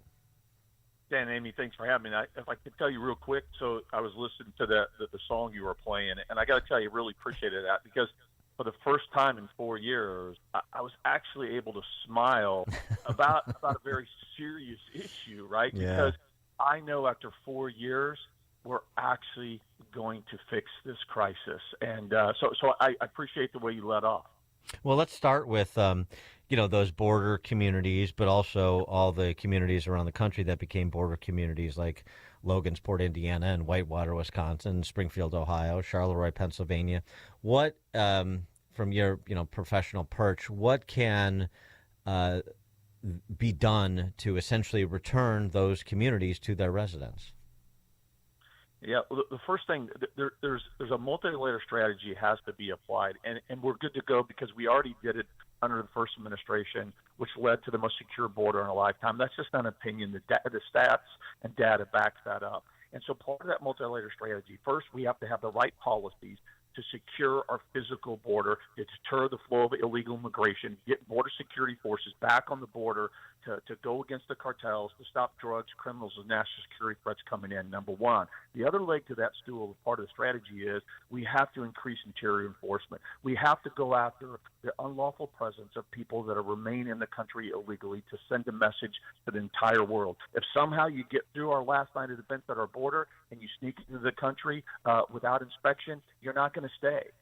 So those are two critical elements. The third one I'll say is we have to continue to go after and target the cartels to defeat them. Those are really the three legs of the three-legged stool of success, in my opinion. And so one of the ways that we do is we start removing people from our towns, cities, and states that are here illegally, focusing on, shocker, wait for it, criminals. I think one of the best things we could do for the safety and security of this nation is remove every illegal alien criminal, including murderers, rapists, pedophiles, aggravated felons, and gang members. How about that? Yeah, Well, it right, sounds that's- good, but how does that look? I mean, how are you going to get them out? Yeah, Amy, so look, that's a great question, and I get asked that all the time. And there's a couple of things that's very important. First of all, let's go back in history, whether it's a Republican administration or Democratic administration. We've been removing people for a very long time. And one of the stats I love to push out is under the Clinton administration during his 8 years, we removed 12 million. Right, so in every administration removed millions. So this isn't new. We have an organization called ICE, and a subcomponent within ICE, ERO, is called Enforcement and Removal Operations. Not only have Congress given them a statutory mission, but that is their sole mission, is to identify illegal aliens, focus on criminals, of course, and remove them. And they've been doing it for a very long time, since they created since 2003 to do that. Even under this administration, even though the numbers are the lowest they've ever been, they've still removed hundreds and hundreds of thousands of illegal aliens. So the foundation is there, the authority is there, the entity whose mission is there. All we have to do is what I call just infuse ICE ERO with a good dose of whole of government steroids, right? To just increase the magnitude of those removal operations. We're going to need the assistance of state and locals. We're going to need to remove the restriction that sanctuary cities places on ICE's ability to do their job. We're going to need resources from other federal agencies. And, of course, we're going to need this Department of State to step up to make sure that countries take back their citizens. So if that all was initiated, going back to the Tony Gonzalez memo that he got from DHS about the number of people in this country illegally who have committed crimes in addition to being here illegally, as well as those awaiting trial, those numbers are something, round numbers, on the order of 400,000 and 200,000 respectively. Just on the 400,000, since they've been convicted, there's no, in addition to being here illegally, there's no questions. How long would it take, do you think, to remove 400,000 convicted illegal alien criminals in this country? Well, so that's the unknown, and it really depends on how fast we can get all those elements together, right? I mean, ICE is going to need support, but yet they get support every day. I mean, there are state and local law enforcement agencies that help ICE on a regular basis. I mean, there's no better law enforcement agencies than the city cops and state law enforcement that knows their communities and knows where these criminals are, know in this case where illegal aliens are. It's essential as part of success that state and locals are going to need to work in a task force environment with ICE. Number two, to be ultimately successful, to get to the numbers we should get to remove these criminals as fast as possible, we're going to need to decimate sanctuary cities. I mean, Yeah. it just defies logic that we still have individuals after the entire country has clearly given us the buzzword now, a mandate. President Trump hasn't been shy, and he's been very clear about what he's going to conduct the largest removal operation, and they voted him in and said, yes, that's what we want.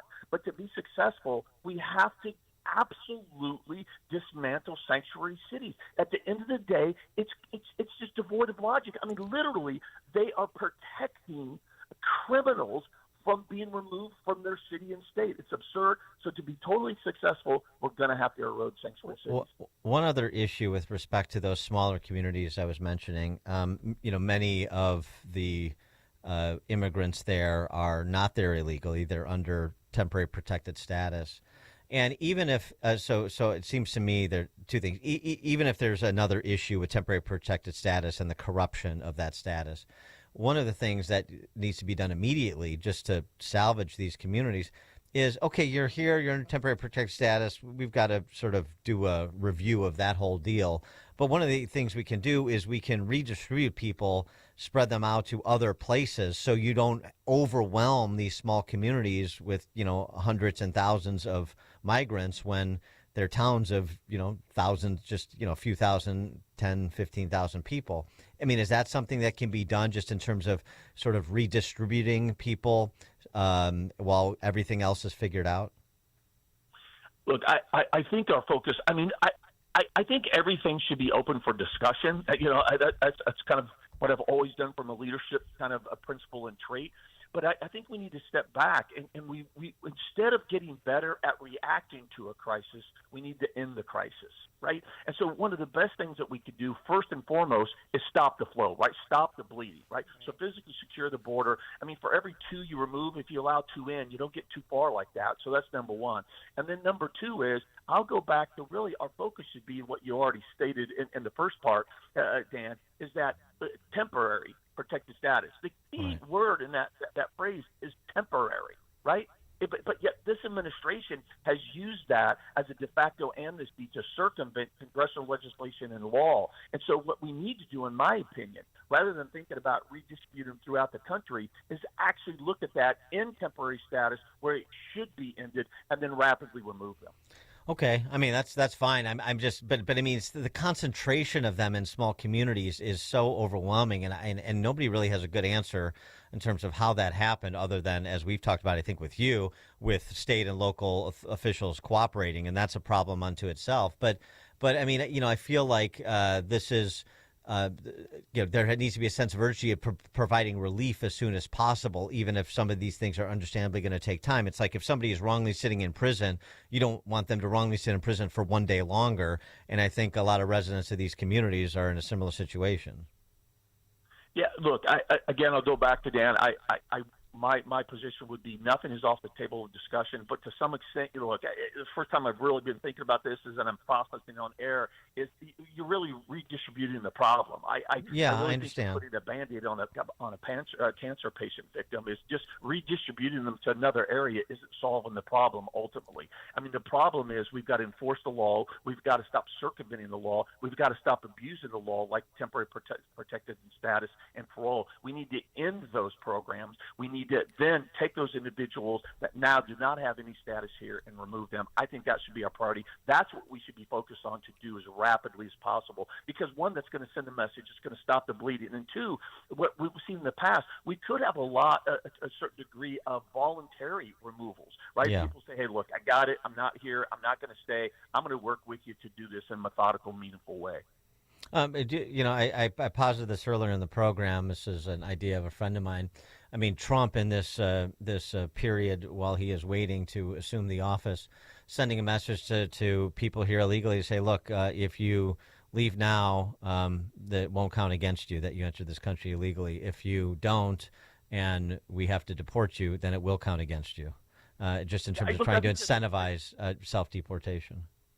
Yeah, no. So, and I think that kind of goes to your point, and again, having some talk. I think that's more of an effective strategy, right? Is that, I'll give you an example, is that right now for people to enter the country illegally, depending on their circumstances, there's a 5 to 10 year bar for them if they're removed to be able to apply for asylum. So that's basically saying, and I support that, is that, look, if you go ahead and work with ICE, and, we're not going to make you pack your stuff up overnight. We're going to work with you. It's going to be meaningful. We're going to give you time. We're going to work with your host nation, right? We're going to do this in a humane, meaningful, methodical way. But if you work with us voluntarily, then we'll, for example, waive that 5-year, 10-year ban.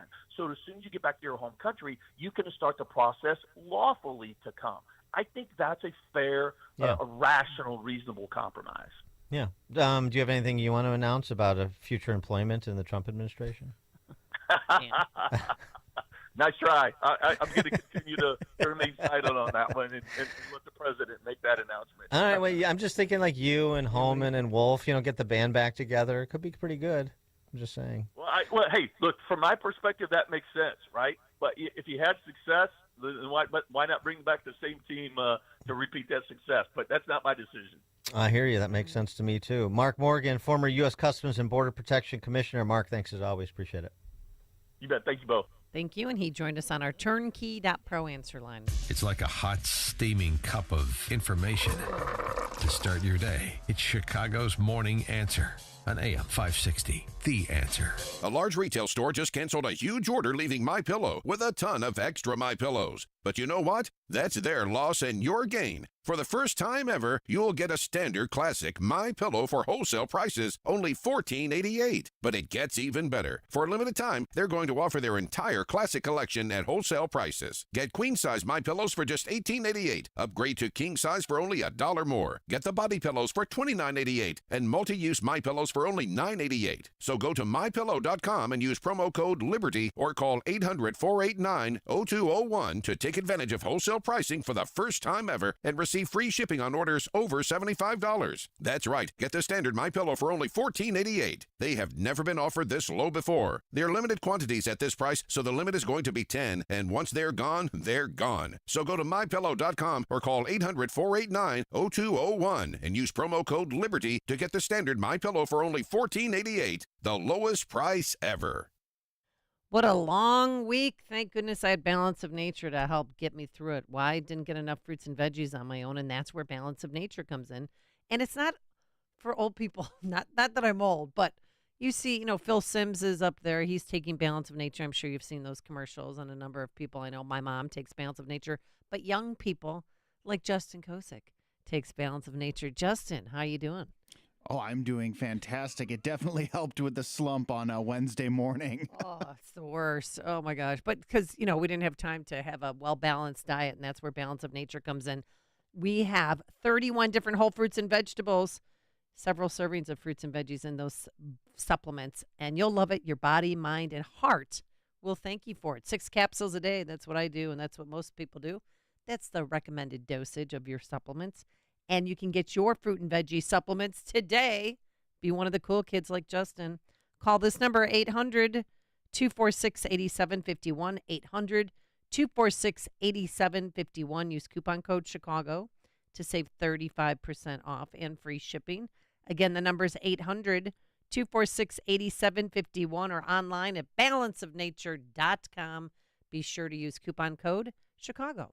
Dinesh D'Souza here. Have you heard about my new movie? It's called Vindicating Trump. It's based on my book of the same name. The movie is a deep dive into the real reasons why the left and the Democrats hate Donald Trump so much. They're afraid Trump will dethrone them once again, the one man who can stand up to the tyranny of the left. Don't miss my no-holds-barred defense of Trump in Vindicating Trump. You can watch it now or buy the DVD. Go to salemnow.com, salemnow.com. Healthcare.gov has plans for health because you have plans for life. All plans cover doctor visits and emergency care to keep you and your family running strong. All plans cover hospital stays and prescriptions so you can have peace of mind. Visit healthcare.gov to explore health plans from the brands you know. 4 out of 5 customers can find a health plan for $10 or less per month with financial help. Enroll at healthcare.gov by December 15th for coverage starting January 1st. Paid for by the U.S. Department of Health and Human Services. Raj Shah, host of Unleash Your Wealth. You know, there are a lot of clients and people coming in from the radio into our office saying, I don't want to lose any money. I need to protect the money I have saved over the last 20 or 30 years, where you have strategies where you can structure an income stream where it has an inflation protection so that as inflation, if it continues to go up, your income will go up. Unleash Your Wealth, Saturday at 7 a.m. and 2 p.m. on AM 560, The Answer. AM 560, The Answer. All right, coming up on Chicago's Morning Answer. Will the Democrats ever be able to win back the so-called working class? We'll start there with Michael Baha Raheen from the Liberal Patriot at 8:08. And big shakeups in California. But now let's head into the newsroom. Here's Mike Scott. A man charged in the beating death of a 2-year-old in Gary, Indiana. A UAW and Belvedere vote to authorize a strike against Chrysler. Governor Pritzker vows to protect Illinois during a Trump second term. WIND Chicago News Time, 8 o'clock. President Biden went too far. I'm Dave Anthony, Fox News. That's what a federal judge in Texas rules, blocking a Biden executive order as exceeding his authority, and siding with 14 states that sued, claiming the order gave mass amnesty to illegal aliens. The president said the goal was to keep families together, giving legal status to hundreds of thousands of people in the U.S. illegally who are married to American citizens. Meanwhile, President-elect Donald Trump's plans to resume border control policies from his previous administration are coming under fire by Democrats, such as Massachusetts Governor Maura Healey. She says she will not allow state police to assist in immigration detainment and deportation. That's Fox's Evan Brown. President-elect Trump has made history as he plans to take over January 20th.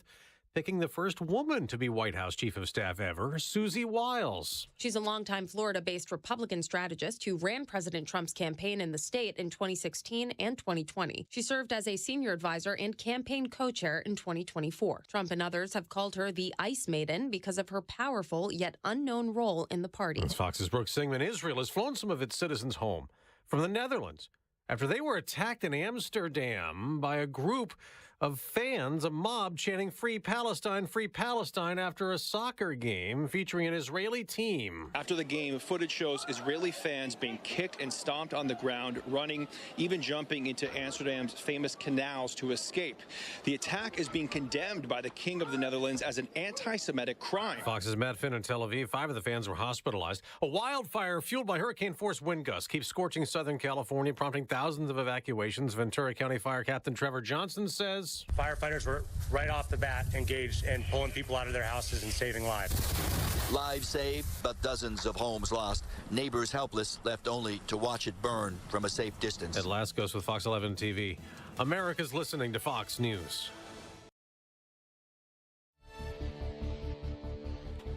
8:02 on AM 560, The Answer. Good morning. I'm Mike Scott. We have sunshine and 44 degrees, and topping our news, commuters on the Metra Union Pacific North Line will see major delays until further notice. Inbound and outbound trains remain stopped near Clybourne due to a pedestrian that was struck by a train number 305. Big delays are anticipated. Many trains will be canceled. Some trains will operate out of sequence, and schedules are being modified. A man has been charged with murder for allegedly beating a 2-year-old boy to death Monday in Gary, Indiana. Ricky Larkin, 32 of Madison, is accused of killing Jelani Smith. Police were dispatched to a suspected drowning, but the toddler was not wet, and there was only 8 inches of water in that bathtub. A 13-year-old is under investigation after he went back to his former elementary school in Kenosha, Wisconsin, with a black bag and a backpack that police say was a threat. Down to the front door, buzzed the office to be let in, and there are 2 doors when I talk about a secured entrance. Our staff were able to see that this individual looked nervous and suspicious. They confronted the individual, got nervous, and fled the building. He tried other doors but was denied entrance to the school and then left. Police picked him up at a home nearby and then found internet searches the suspect allegedly did on school shootings. They also say the teen shared threatening videos and comments for weeks leading up to the incident. Chicago sports, Bulls lost to the Timberwolves 135-119. Blackhawks lost to the Stars 3-1 in Big D. College hoops yesterday, DePaul beat Prairie View A&M. Loyola over Detroit. Northern Illinois destroyed Holy Cross, and Illinois State a winner over North Dakota State. The news service of almostfreeteeth.com. Overpaying for dental implants is over. If you've got a medical PPO insurance, find out how you could save 90% off on average to get your smile back. Check if you qualify at almostfreeteeth.com. 8:04, time for the AM 560 Business Beat, a service of Signature Bank. Visit signaturebank.bank for all your commercial banking needs, and now the latest from the Fox Business Network. I'm Elizabeth McDonald, and this is the Fox Business Report. Electric vehicle startup Rivian Automotive reported a wider than expected third quarter loss. $1.08 from sales of $874 million. Wall Street was expecting a loss of 96 cents on shares of $1 billion, according to FactSet. Another company cracks down on pandemic-era remote work policies. Employees at the Washington Post getting a memo from the newspaper's chief executive that they'll be expected to work from the office 5 days a week next year. Managers have to be back in the office full-time by February 3rd. All employees are expected to return to the office by June 2nd. Representatives of the employee union, the Washington Post Guild, pushing back, calling the policy inflexible and outdated. Business news twice an hour on Fox News Headlines 24/7. I'm Lillian Wu. If you listen to the mainstream media and the Democrats, you'd think it was a sin to be black and conservative. Well, John Anthony blows up that perception every week on Black and Right. Join John tomorrow afternoon at 4 when he pushes back against the left and its regressive, progressive agenda that tries to dictate how people should think or feel about politics. Listen to Black and Right tomorrow afternoon at 4, right here on AM 560, The Answer. On October 7, 2023, terrorists attacked Israel, killing over 1,200 civilians and taking 250 hostages. This resurgence of anti-Semitism in our society is alarming. Today, Jewish people continue to be the target of violent and bigoted attacks. On November 9th, Chosen People Ministries, in partnership with Moody Bible Institute, present the Summit on Opposing Anti-Semitism in Chicago. This event will bring together leaders, scholars, and Jewish believers in Jesus to explore effective strategies for combating anti-Semitism. The summit features distinguished keynote speakers, panel discussions, and workshops designed to equip attendees with practical tools and insights. It is vital for the Christian community to stand against anti-Semitism. Join Chosen People Ministries at Moody Bible Institute on November 9th to stand against anti-Semitism and show solidarity with the Jewish people. Register today at moodyconferences.com. That's moodyconferences.com. Balance of Nature's fruits and veggies supplements, changing the world one life at a time. Going on 72 in July. I swim. I'm a swimmer. I play pickleball and I play golf. And I have to say, Balance of Nature really, I feel like I could sing. I like the product, and I'm telling a lot of people about it. It's the best stuff in the world. It's good stuff. Celebrate this season with Black Friday savings all month long. Call 1-800-246-8751 or go to balanceofnature.com and sign up as a new preferred customer to get 50% off your first order, plus a free fiber and spice supplement with free shipping and our money-back guarantee. Go to balanceofnature.com or call 1-800-246-8751 and get this exclusive Black Friday offer by using discount code CHICAGO. The Tunnel to Towers Foundation welcomed U.S. Army Specialist Brent Menard into a new mortgage-free smart home in Florida. Now, while on a road clearance mission in Afghanistan, Brent's vehicle was blown up by an improvised explosive device. Brent became a T4 paraplegic. Tunnel to Towers built him a specially adapted smart home that allows severely injured heroes like Brett to live more independently. We hope you'll donate $11 a month so this great work can continue. Just go to their website, the letter T, the number 2, the letter T.org. You know, the big wireless companies want you to overpay for data that you don't need, but you don't have to settle for that with Pure Talk. Well, you get to choose how much data that you actually want. And for $25 a month, you'll get unlimited talk, unlimited text. You're going to get mobile hotspot, 5 gigs of data. Go with Pure Talk, and you get to choose how much data you actually want. Just dial pound 250, say the keyword save now, and if you do it now, you'll save an additional 50% off your first month from Pure Talk. 8:09. Let's get an update on the roads now. Team Hochberg Traffic Center time. Let's start in Arlington Heights. Watch out, Rand Road. Or US 12 if you prefer. Eastbound right at Forest Avenue. Broken water main. Hard to get around. Be careful. Addison. Army Trail at I-355. Bad accident there. We're seeing delays on the Reagan I-88. Very slow on the ramp to the northbound Tri-State this morning. DuSable Lakeshore Drive stop and go northbound between 18th and Monroe. And delays on the Dan Ryan right now. Stop and go on the locals, 43rd into the Circle. Chicago's Morning Answer with Dan and Amy continues next. AM 560 Weather Center forecast with Steve Williams. Today, mostly sunny, terrific day. A high today 61, clear tonight and a low 44. Sun and clouds tomorrow, the high 58. Brief shower tomorrow night, low 51. Morning shower on Sunday, then partly sunny with a high 60. I'm Steve Williams on AM 560, The Answer. 44 at O'Hare, 36 and sunshine in Aurora. 41 in Romeoville, 46 Lakefront. Your next news update, 8:30. Chicago's Morning Answer continues next on AM 560, The Answer. Now, from the Signature Bank Studios, this is Chicago's Morning Answer with Dan Proft and Amy Jacobson on AM 560, The Answer.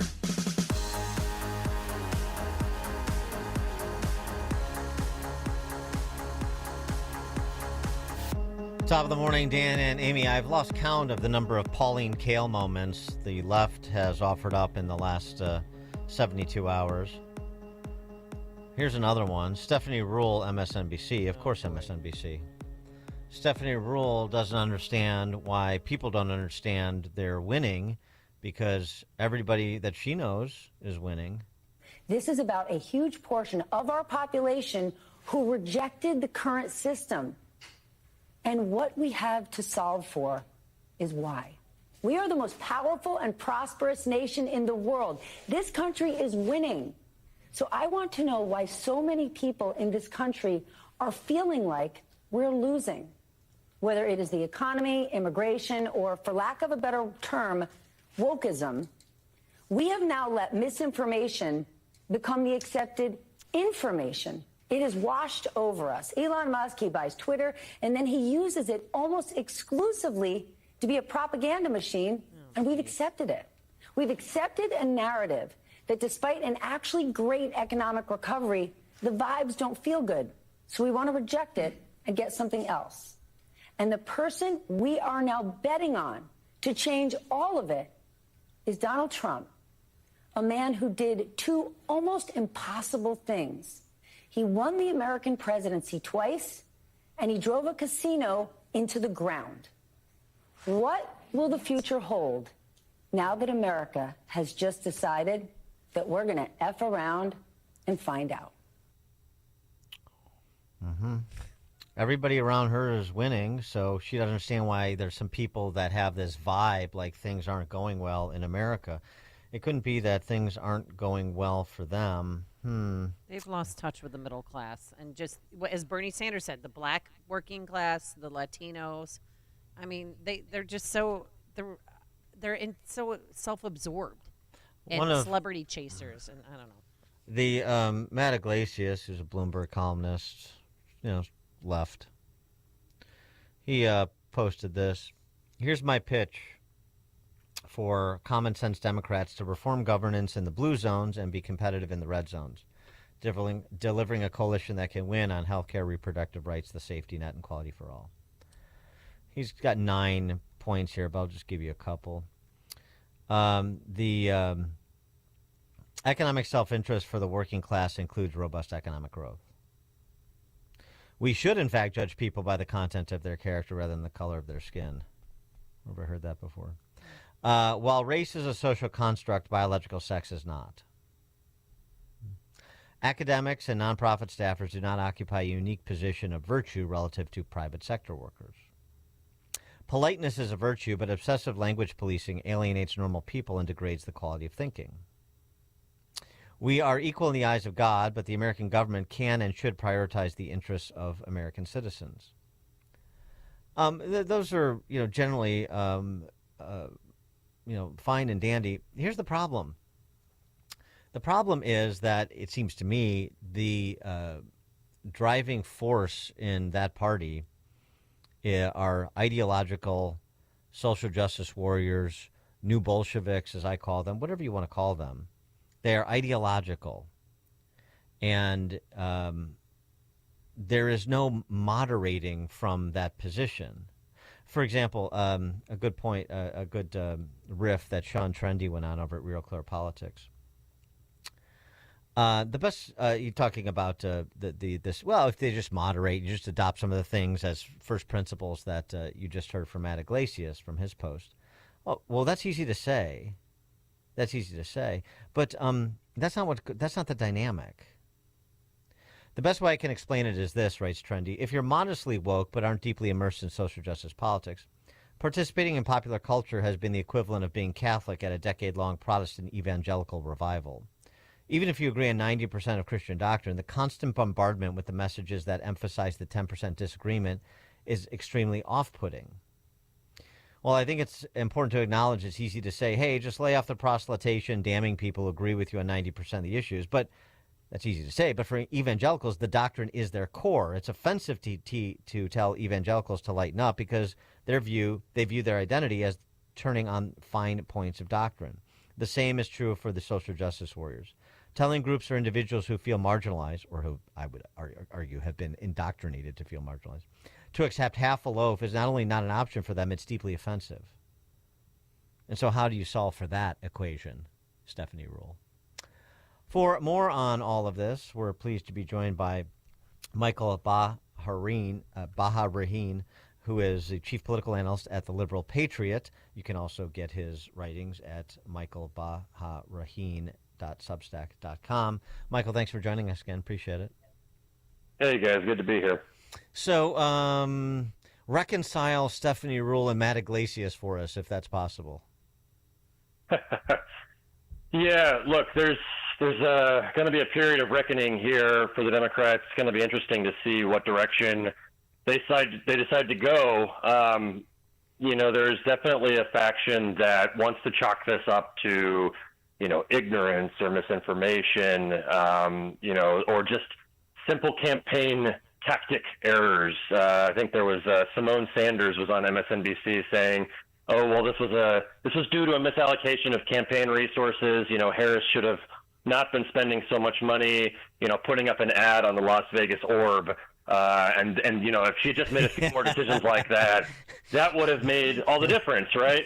And, this is kind of missing the forest for the trees. I mean, I think it's tempting for a lot of people who benefit from kind of the current trajectory of the Democratic Party, the current predominant ethos of the party, to say, no, this is just, if we just fine-tune one thing here or there, we'll be fine. We'll be able to win next time. And I think it really misses some, longer-term structural problems with the party and its coalition, especially.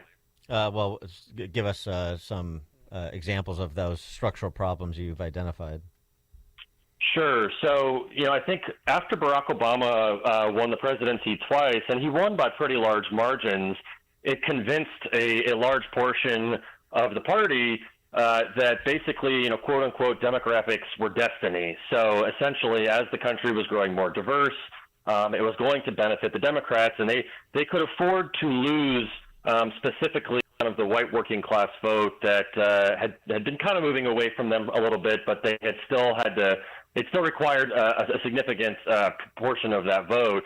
And they said, no, it's okay. The demographics are changing. We'll be able to just tap into this. And, because of the skin color of certain voters, they will automatically vote for us. And of course, as we're learning, and as some people even said then, that is way oversimplifying things. And so now what you're seeing is that as some of the ties of, say, Hispanic voters or Arab voters to the party become a little more tenuous, and these are populations that I think we discussed last time, they tend to be a little bit more culturally moderate to conservative in a lot of ways.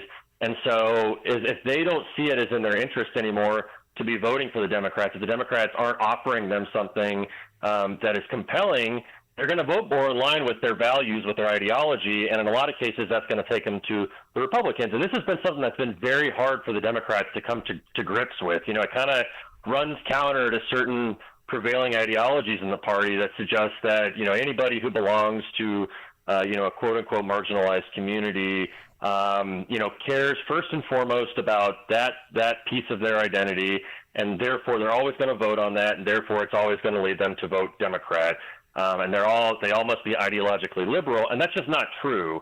And so I think, you know, to the credit of people like Iglesias, and there are some people in the party, I think right now they're a minority of the voices out there, but they understand this. The problem is going to be, you know, are they influential enough to kind of overtake the Stephanie Rules, the Joy Reids, you know, those voices that very much are resistant to changing course right now. Well, part of it, too, is getting the rural vote. I mean, they tried during the DNC. They brought in country singers. They brought in American flags, which I had not seen, for each seat. And then, you know, the camouflage with the Walsh Harris hats that people were wearing. That didn't work. So what's their plan of attack next? Yeah. Well, I think look, from a visual representation, that wasn't the worst idea in the world. Like, it's good to be a party that, you know, embraces America, embraces patriotism, you know, tries to make an appeal to areas of the country that kind of have drifted away from you over time. The problem is that I don't think people bought it. You know, and that gets at almost something a little bit deeper than just the party itself. I think this gets to the changing coalitions of the party, and the Democrats now, you know, which is wild to think about this compared to even 12 years ago or a couple decades ago. But the Democrats are just don't look like the party of the working class anymore, the party of the common man and woman, right? They are increasingly, their base is made up of college-educated, sort of urban-dwelling professionals who are very culturally liberal and in some ways kind of have or exude attitudes toward people from working class or more rural communities that, you know, they're sort of backwards or, you know, that they're voting against their own self-interest is a common one. So, you know, people see that. And so, you know, even if Harris makes these appeals, which I think was good, it seems inauthentic to people, whether they find Harris inauthentic or they see kind of the broader party and its kind of attitudes and relationship with rural America as inauthentic. Well, I mean, the other thing to just simplify too is just, you know, pandering to me doesn't pay my bills. Yeah. And you know, you have all these fashionable views that I'm supposed to prioritize or I'm supposed to ignore when they have a negative impact on my life, and I can't afford to do that. I can't afford to do that, you know, economically. I can't afford to do that if I've got a girl and playing high school volleyball against dudes. I can't afford it anymore. I can't afford your fashionable views. Well, this is interesting. You know, I think this is another example kind of how the sort of college-educated professionals in the Democratic Party almost live in different realities than a lot of other people in the country do. You know, sure, everybody kind of suffers from inflation, and that includes, you know, people who live in major metro areas and are high-income earning aren't spared from that, but it doesn't hit them as hard. Right, like they have more purchasing power than a lot of other people do. I mean, you saw this in the 2022 midterms. One of the top issues that cycle was inflation, and that was kind of widespread among the country. But for Democrats, the top issues were abortion, it was democracy, it was climate change. You know, and it was issues that I'm sure, you know, they sincerely are held beliefs, but it kind of set them apart from a lot of the rest of the country that was really feeling the effects of these higher prices at the stores. And so, you know, the Democrats in swing states, the Democrats were who knew that this was something people cared about, campaigned on inflation, right, and on cost of living. But the national message was abortion, abortion, abortion, and, you know, some nods to democracy, right? Whatever that really meant. And so, it's just kind of another way where the fact that like Democrats are in some ways often in bubbles that separate them from a lot of the rest of the country, and especially Democrats who staff the administration and staff campaigns. They don't feel these effects the same way that a lot of other people do, and it leads to then tactical errors in how you message to people, and how you kind of the message that you have and what you're offering people too. I mean, Harris kind of touched on the economic issues from once or twice, but her core message also was abortion, and it was democracy, and it was the impending onset of fascism. Yeah, something else too. You retweeted a quote from Chuck Schumer from 6 or 7 years ago, talking about for every working class voter that we lose, we get 2 suburban women. And it's really telling because they had jettisoned the working class not long after Obama complained about people clinging to their guns and religion. Mm-hmm. I think a lot of the working class didn't pick up on this, and the Republican Party didn't pick up on it either because they didn't Red Rover them over en masse the way that Trump has. And so it's been, as you say, things don't just happen out of nowhere. This has been a trend over the last decade plus. And Trump consummated it in 2016 to a large extent, and then the going back to essentially 2008 to 2016, as we did 2016 to 2020. It just drove the point home where it was unmistakable in 2024. Yeah, absolutely. So I've got some numbers here in front of me just to give you a sense of how this shift has happened. So between 2012 and 2016, and I'll just be clear, in 2012, both college grads and non-college educated Americans broke for Barack Obama by about 4 points each. So it was very much parity that cycle. You fast forward 4 years, and college grads went for Hillary Clinton by 15 points. So that's a shift of 11 points. And non-college grads went for Trump by 6 points. So that's a shift of 10 points. And over the last, a couple of cycles, that gap has grown even wider. Biden won college grads by 18, and Harris looks like she's on track to do so by about 16, so closer to Hillary Clinton's margin. And Trump is on track to win the non-college vote by 11 points, which is the highest on record. And again, this just is a complete reversal of how the two parties used to be viewed. The Democrats were for a long time the party of the common man and woman. They were the party of the worker. I mean, they were winning overwhelming shares of people who didn't go to college, people who were low income earners. The Republicans were kind of the party of, the wealthy and the business class and stuff. And that has completely changed now. And Trump has tapped into something that, for whatever reason, seems to have taken Democrats by surprise. Michael Baha Raheen is the chief political analyst at the Liberal Patriot. Also, you can get his writings at michaelbaharaheen.substack.com. Michael, thanks for joining us again. Appreciate it. Hey, thanks for having me, guys. Yeah, thank you. And he joined us on our turnkey.pro answer line. Listen to podcasts of Dan and Amy from the AM 560 mobile app. Download it today at 560theanswer.com/mobile. Signature Bank is Chicago's fastest growing independently owned business bank. It's a bank where relationships still matter. Signature Bank knows your name and your story. I'm Dan Proft, and I know this because Signature Bank is my business bank. Hi, I'm Paul Jenkins, owner of Bancroft Architects and Engineers, a service-disabled veteran-owned small business providing design solutions for clients, including the VA. When looking for a trusted banking partner, Bancroft was lucky to find that partner in Signature Bank in 2015. With Signature, personal service goes beyond a login and a PIN number. My staff and I have the comfort of knowing that we're dealing with real people who know our business and care about us as individuals. Signature helped finance our new state-of-the-art facility, and Bancroft looks forward to further expanding business opportunities for disabled veterans and historically disadvantaged communities. Signature Bank is looking for their next success story. To learn more about turning your business vision into reality, visit signaturebank.bank. Signature Bank, helping local businesses succeed. Member FDIC, Equal Housing Lender. AM 560, The Answer. Open mic! Open mic Friday! Call in now! Open mic Friday! Yes, it's that time of the week. Open Mic Friday, taking your calls. 312-642-5600, turnkey.pro answer line with comments, concerns, compliments, general crack pottery. We'll take it all. And we start, as we always do, with turnkey.pro founder David Kolsak. Good morning, Dan and Amy. Well, it was fun spending a little time with you at the Freedom Fest. That was great. Thank you for that. The election went by like in a blink, right? And it was really fun to watch for once, right? It was a well-deserved victory and one that took place the old-fashioned way. He earned it. I was at that rally in Milwaukee last Friday night, and it was electric. Just being in that room was exciting. There were all kinds of speakers from former governors Tommy Thompson and Scott Walker, the senators Ron Johnson, RFK Jr., and Trump himself.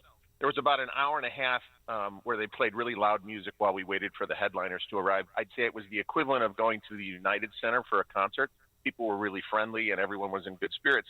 And after listening to Trump speak and react with the crowd, you left there feeling like there was no way he could lose. As I mentioned several times in the past, it felt like this would be a landslide victory if it were free and fair, and maybe it was.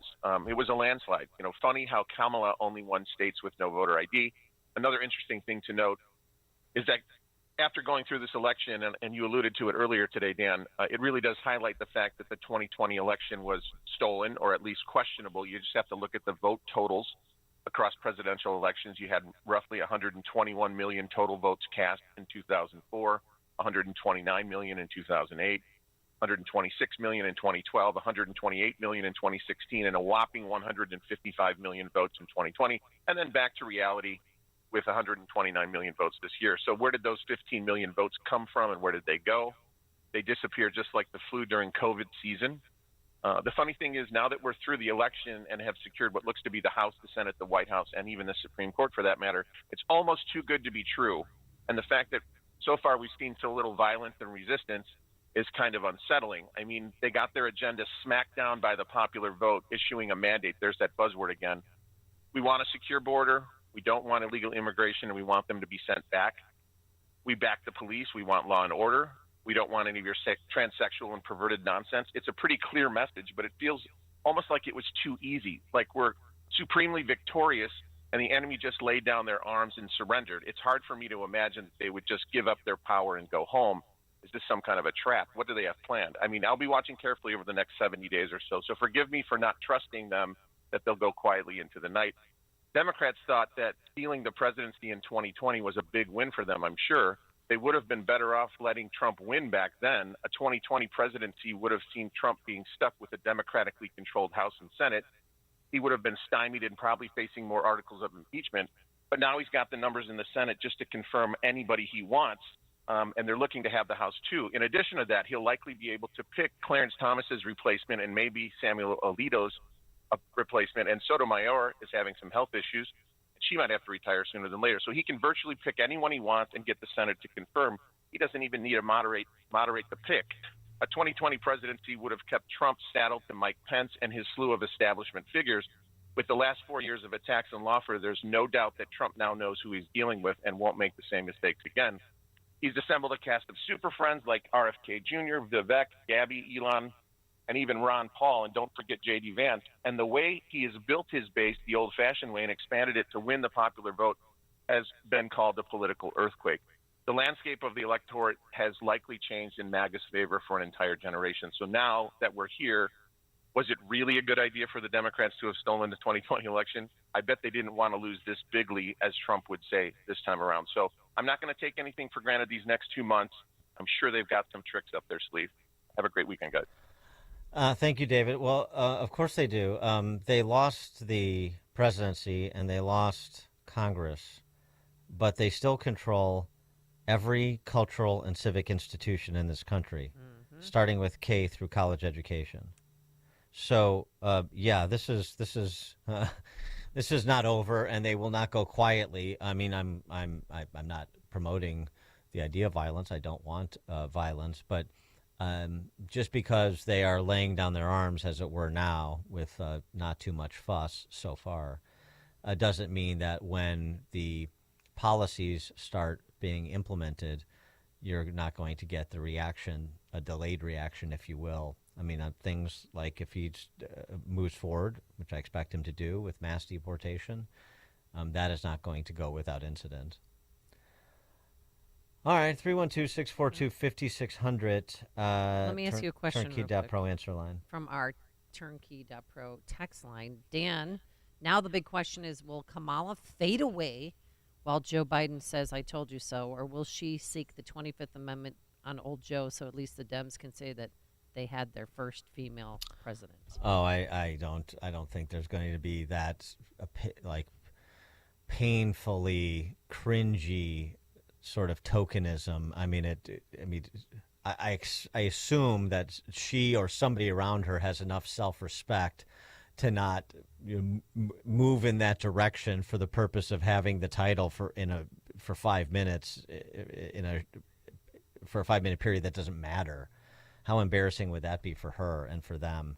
I guess they're not above that, but there's got to be somebody there with the sense to not do that. But if she will, as I said before, I said this 2 weeks ago when I was pretty convinced it was going to be an electoral landslide, that she will be discarded like a Tim Walz tampon by that party, and that's what's going to happen. She has viability as a political figure going forward? I don't think so. Oh, my God. CNN was saying she's going to run again in 4 years. Oh, please. Yeah, have her run again. That would be really great. Well, she can. You can run and not be viable. Yeah. And that's what she would be doing. And real quick, I think we should say goodbye to some people in California. Seismic shift happened, and it wasn't an earthquake. George Gascon is out as the DA in Los Angeles. London Breed's gone, Dan, and so is the mayor of Oakland.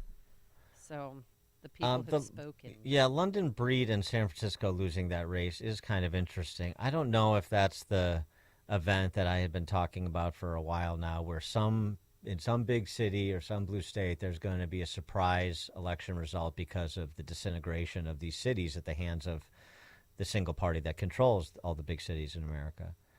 Mm-hmm. So this dude that beat her, the Levi's guy. Yeah, he's heir to the Levi Strauss fortune. We'll see. I mean, he said he's going to make public safety his number one priority, and so on and so forth. We'll see. Eric Adams seems to me closer, although he's already in, so that's not a surprise. But his movement may be a little bit surprising. Maybe closer to jettisoning some of the policies that represent the orthodoxy of being a big Dem city mayor in this country. But what happened in San Francisco is interesting. There's no question. And she was ghastly during COVID. I mean, she would have lockdowns, rules for thee and not for me, and then she'd go to a Tony concert. Well, they're the greatest artists of our time. But they are. And I think it's sad that this is even a story. The fact is, there was something that was really monumental that occurred, and that is Tony, the original members, the brothers, Raphael Sadiq and Dwayne Wiggins, who have not performed in public for, I believe, at least over 20 years. They are just really some of the most incredible artists in the history of this country and the Bay Area.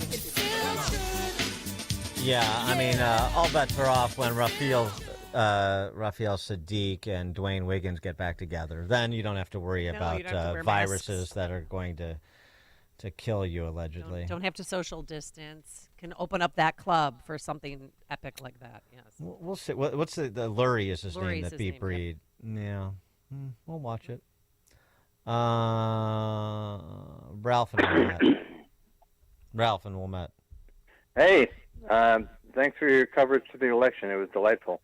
The point I wanted to make is for the Jan 6 people who have been in jail all this time. Once Trump gets them out in retribution for them, they should be hired into the federal government and then as quickly retired so that they get pensions for the rest of their lives from the federal government as opposed to the punishment they've been getting. Like an elegant solution. Okay. On the lawfare thing, I did want to take people's temperature, and I'm curious what people think, because there is, you don't want to talk about things that are divisive, but they're ultimately going to have to be addressed, and all these things are going to be addressed somewhat simultaneously: the border, economic policy, the Musk Government Efficiency Commission, and so forth. So what the Department of Justice's posture is towards these lawfare prosecutors, what Trump's view is in terms of the timing, the synchronization of some of the decisions he is poised to make, like on commuting the sentence of nonviolent J6 offenders. There's a debate going on internally about letting things fade away or really making an example of people under the law. The left treats accountability as retribution or revenge. They're not synonyms. If somebody has done wrong and the people in charge won't hold them accountable for it, but the new people in charge will, that's not revenge. That's accountability. And the individuals you're dealing with who weaponize the justice system, from the top to the implementation tools, there has to be a reckoning for them, not just with the new head of the FBI, the new head of the CIA, the new AG, the new White House counsel. So there has to be a reckoning there. The only thing they understand is punishment, because the only thing they pursue is power. So they have to be punished for pursuing it from an ends justify the means perspective. That's my view. But it's not everybody's. For example, John Hinderaker, our friend from Powerline blog, I interviewed him for my podcast, which posted yesterday over at American Greatness. Here was his view on this. I think he should move on. It's already being reported that Jack Smith is going to go out of business, that he's going to dismiss those two absurd criminal prosecutions, which are on life support anyway. There isn't really much that Trump can do about state prosecutions, and I don't think there's much that he should do. There are news reports that the judge, I forget his name, that presided over the ridiculous, Stormy Daniels prosecution. Merchant, yeah. He's the guy that, in my opinion, should go to prison. Well, Alvin Bragg, the DA that brought it. I mean, if there was real accountability, Alvin Bragg ought to be wearing an orange jumpsuit, in my view. But Trump can't really make those things happen. And I think that those DAs, law enforcement people, are going to be backing off. They can't do anything while Trump is in office. 4 years are going to go by. He'll be 82 years old. There's going to be no appetite to try to resurrect those cases in 4 years. But I do think where federal agencies are involved, I mean, Trump needs to reform the leadership of the FBI and the CIA and the IRS, and he should make no bones about that. He should appoint a new FBI director. He should appoint an attorney general, obviously. He should appoint a new CIA director, and they should have a clear mandate to clean up the leadership of those agencies. I don't think there's a big problem with the rank and file agents of the FBI or the rank and file agents in the CIA, but there's a huge problem in the leadership of both of those agencies, and Trump has got to clean it up. Right. I mean, we agree on that, and generally, but first of all, there may be problems a little bit further down the food chain than we want to admit in some of these agencies. That's number one. But number two, this isn't about Trump. I mean, it's about what happened to him, but it's about what happened to him as what was done, the perversion of justice in America. So it's not about, well, they're not going to go after him when he finishes his second term. That's not the point. The point is what they did, and what they did to ordinary Americans, because Trump was obviously not the only subject of the lawfare, and what the reckoning looks like. Nobody's saying without predicate you just send goons to arrest prosecutors.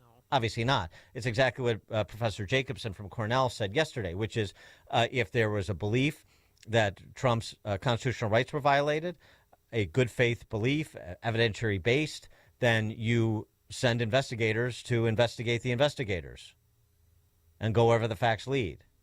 That's at minimum what should be done. But I'd be interested because, some people will just focus on the stuff that was center cut and don't play in because the left will then demonize you over J6 again and we'll be in this J6 thing.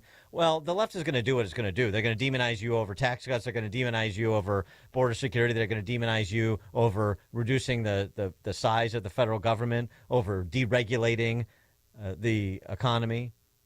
They're going to do what they're going to do. The question is what you said you would do, the basis for it, the explanation for it, and the fortitude to do it. Bob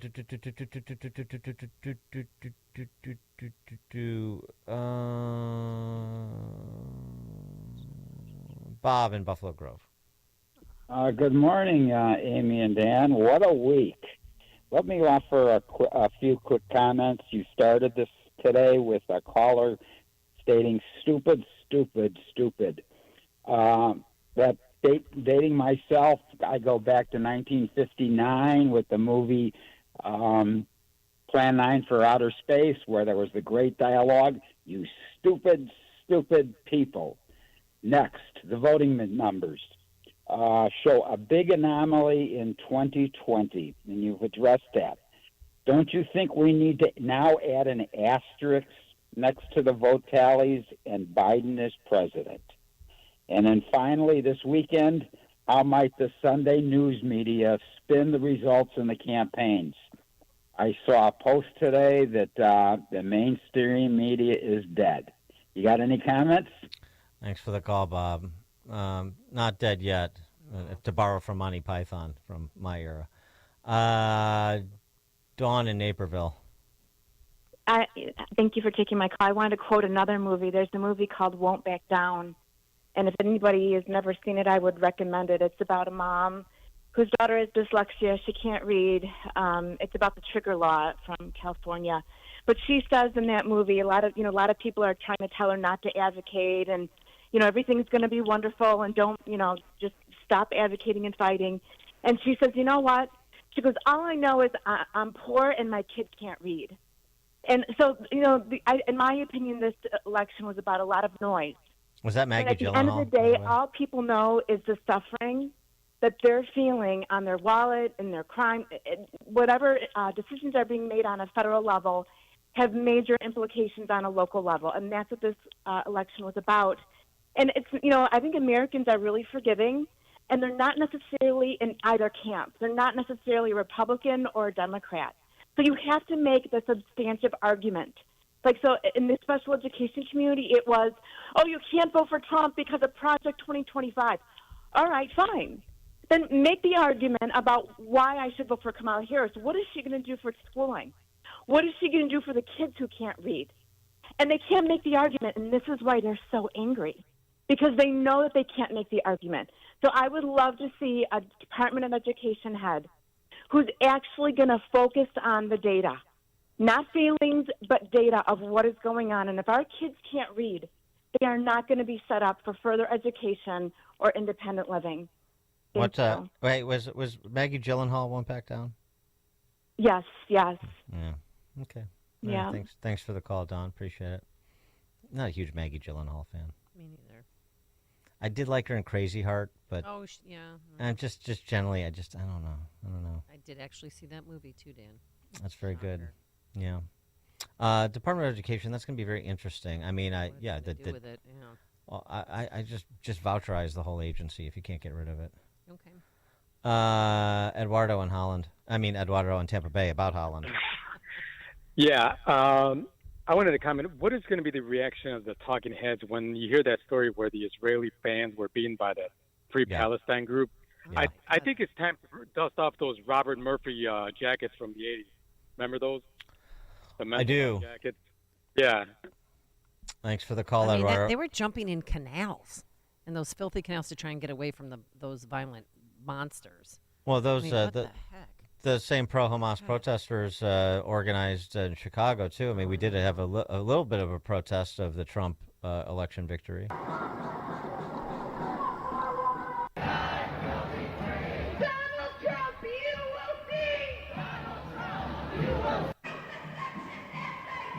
Racist, sexist, anti-gay. What? Donald Trump, go away. Racist, sexist, anti-gay. Racist, Donald sexist, Trump's anti-gay. the global way. Donald The usual. Mm-hmm. Yeah, it's all fun and games until they start expressing their anti-Semitism with fists like they did in Holland. That's right. Well, or those two students at DePaul University. They're still looking for the suspects who went up and smacked them both. Margot Burridge. Hi, thanks for taking my call. I wanted to respond to Brett Baer. taking nothing away from his pitch perfect interview with Harris, and the other guy who said we got to move on, no retribution, blah blah blah. Yeah, your other person who said it's not retribution, it's what we have to do for the suffering masses like us. The perfect example of why we have to do this is Lois Lerner and John Koskinen, who both got to retire with their full pensions. The two of those people destroyed people's businesses. Catherine Engelbrecht, anybody else who had Patriot in their name of their organization. I mean, we need to find out who is it that granted George Soros's 8 charities their tax-free status. So when he dies with his $90 billion, not one penny of inheritance tax will be paid to the government. He's set that up. Who gave him that? Somebody in the IRS did. He is funding so much of this. And one more thing. So what Trump needs to do is he needs to go. He needs to have an army of people with steel spines, prosecutors going after all these terrible people who have done these terrible things. Bureaucrats. And the point is not convicting them. The point is doing what they did to K.T. McFarland and other people who just quit because they knew they didn't have the money to fight the federal government. Those federal prosecutors, they have limitless funds, but normal people don't. So unless they've got somebody like Soros behind them, you just give them a long, protracted lawsuit, and you're going to destroy them. So that's what needs to be done to these people. Don't even worry about convicting them. Just start the long investigations. So they have to hire lawyers and pay. Well, he needs to not have his fingerprints on it. Thanks for the call, Margaret. Well, you point to the right attorney general, and you say do whatever you're supposed to do under the law, and I have other things to do. I think that's right. But remember something too: all this retribution, revenge, and so forth.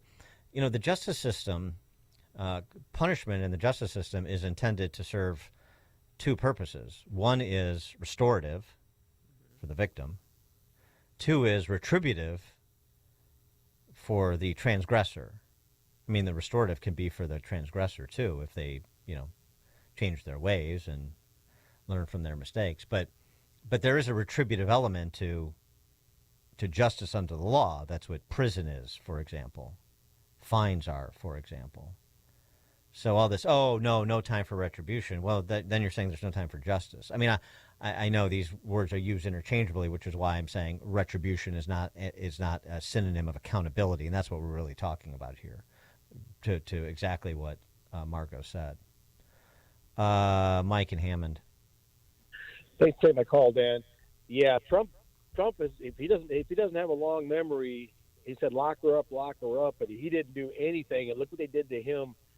There's got to be accountability within the Justice Department. The Hunter laptop's got to be completely investigated. The 2 IRS whistleblowers have got to be put in charge of that and go to the end of that. And if Biden Inc. is found to have done something wrong, jail time has got to be there, because even the lawfare, if there's no penalty, it's going to happen again and on steroids next time when the Democrats take control. That's the truth. Thanks, you Mike. Can't trust them. And also, too, let's find out about the Butler, Pennsylvania shooter. I mean, was he funded by anybody? What was his motivation? I mean, that case has just gone completely radio silent. Well, now the new director of Secret Service, too, while we're at it. Good. That Roe guy was not impressive. No. Awesome. David Winnetka. Hey, good morning, guys. Man, do I feel good. Oh, my God. It usually costs money to feel this good. any better, it would be illegal. Mm-hmm. A couple of things. First thing, I have to give a proud plug, not a shameful plug, a very proud plug to a blessed person I get to call a friend, Robert Metz. So he's a Lake Forest guy, and the day after the election, he got this giant banner, and right in front of Village Hall, the cop station and everywhere, there's a little grassy area up there with a gazebo. Massive banner he puts out there that says, Democrats are dip poops. Only poops was spelled with an S and ended with a T. He ran the thing all day. It was hysterical. He's got the footage. But I wanted to make fun of, was it TikTok, Libs of TikTok? So I was watching one this morning. This guy, he films himself. Him and his wife are driving along. There's a Trump supporter with a sign out in front. He's like, oh, no, we can't have that. So he runs it over. He's a disgusting pig, runs it over, and then his car starts, shaking. But he's like, what? So he gets out. The guy had sent up a piece of wood with nails coming straight up so it would flatten his tire immediately. He gets out and just starts screaming and yelling, ranting and raving about what a horrible person the guy was that put a piece of wood out. But nothing about his actions, just the unaccountability of the Democrat is it's disgusting. Thanks for the call, David. Speaking of that, Jeannie Ives directed my attention to this as well. There's a restaurant in my hometown of Wheaton that's called A Movable Feast. Oh, you get the reference? Yes. Maybe I get the reference? I've been following them online. What are they trying to shut them down or something? Can anybody get the A Movable Feast? You know where that name comes from? No? Nobody reads? Hemingway. Movable Feast, a book by Hemingway about being a struggling journalist in Paris in the 20s. Anyway, they put up a banner, A Movable Feast at Wheaton, where you should patronize. You should go, enjoy their restaurant post-haste. Jesus is my savior. Trump is my president. They also have a sign that says "Make America Healthy Again," and so on and so forth. And they're getting all kinds of harassment. There's a piece over at Jeannie Ives' breakthrough-ideas.com's website all about it. But A Movable Feast in Wheaton, make a reservation. Ray in Winfield. Hey, thanks for having me on. I was listening to your first caller, the turnkey pro guy, and he said it seemed like it was too easy of a victory, but I think we need to remember that the very first person who actually resisted a peaceful transfer of power that I know of was Barack Obama. He started Crossfire Hurricane. He's pushed that, and they had those high-level meetings, and Joe Biden was in the room when those things were decided, and they just hired 750,000 new government employees. What they're saying is, we've lost these other institutions, but we're keeping the bureaucracies, and we're going to grind you down with them. And I did appreciate what he had to say about Trump can do more in this election term than he could have in the last one. The Chevron doctrine's been overturned. He may be able to do something about the swamp finally. And I think we need to watch out that when you hear all these Democrats lining up to say, well, we just have to admit that sometimes our will doesn't carry the day, but we'll keep working. What they're really doing is they're saying we're setting up a sneaky little trap for everybody. Thanks for the call, Ray. It's a great point about Obama's fingerprints on the Russian collusion hoax that predated the 2016 election and then extended, obviously, into his presidency. It's a great point. That's a peaceful transfer of power, right? Bob and Wilmette.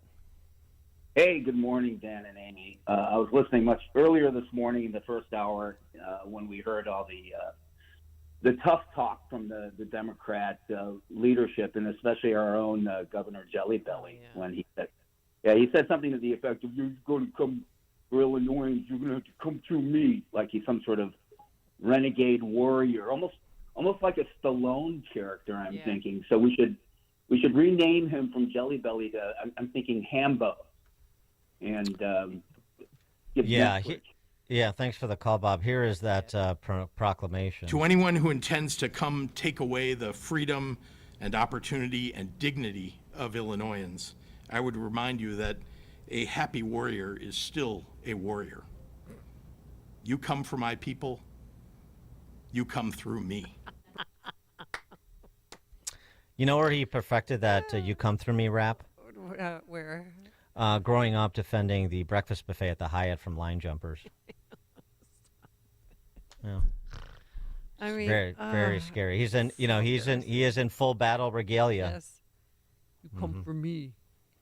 Mm-hmm. Come for my people. You come through me. Kevin, Austin, Texas. Yeah, Go ahead.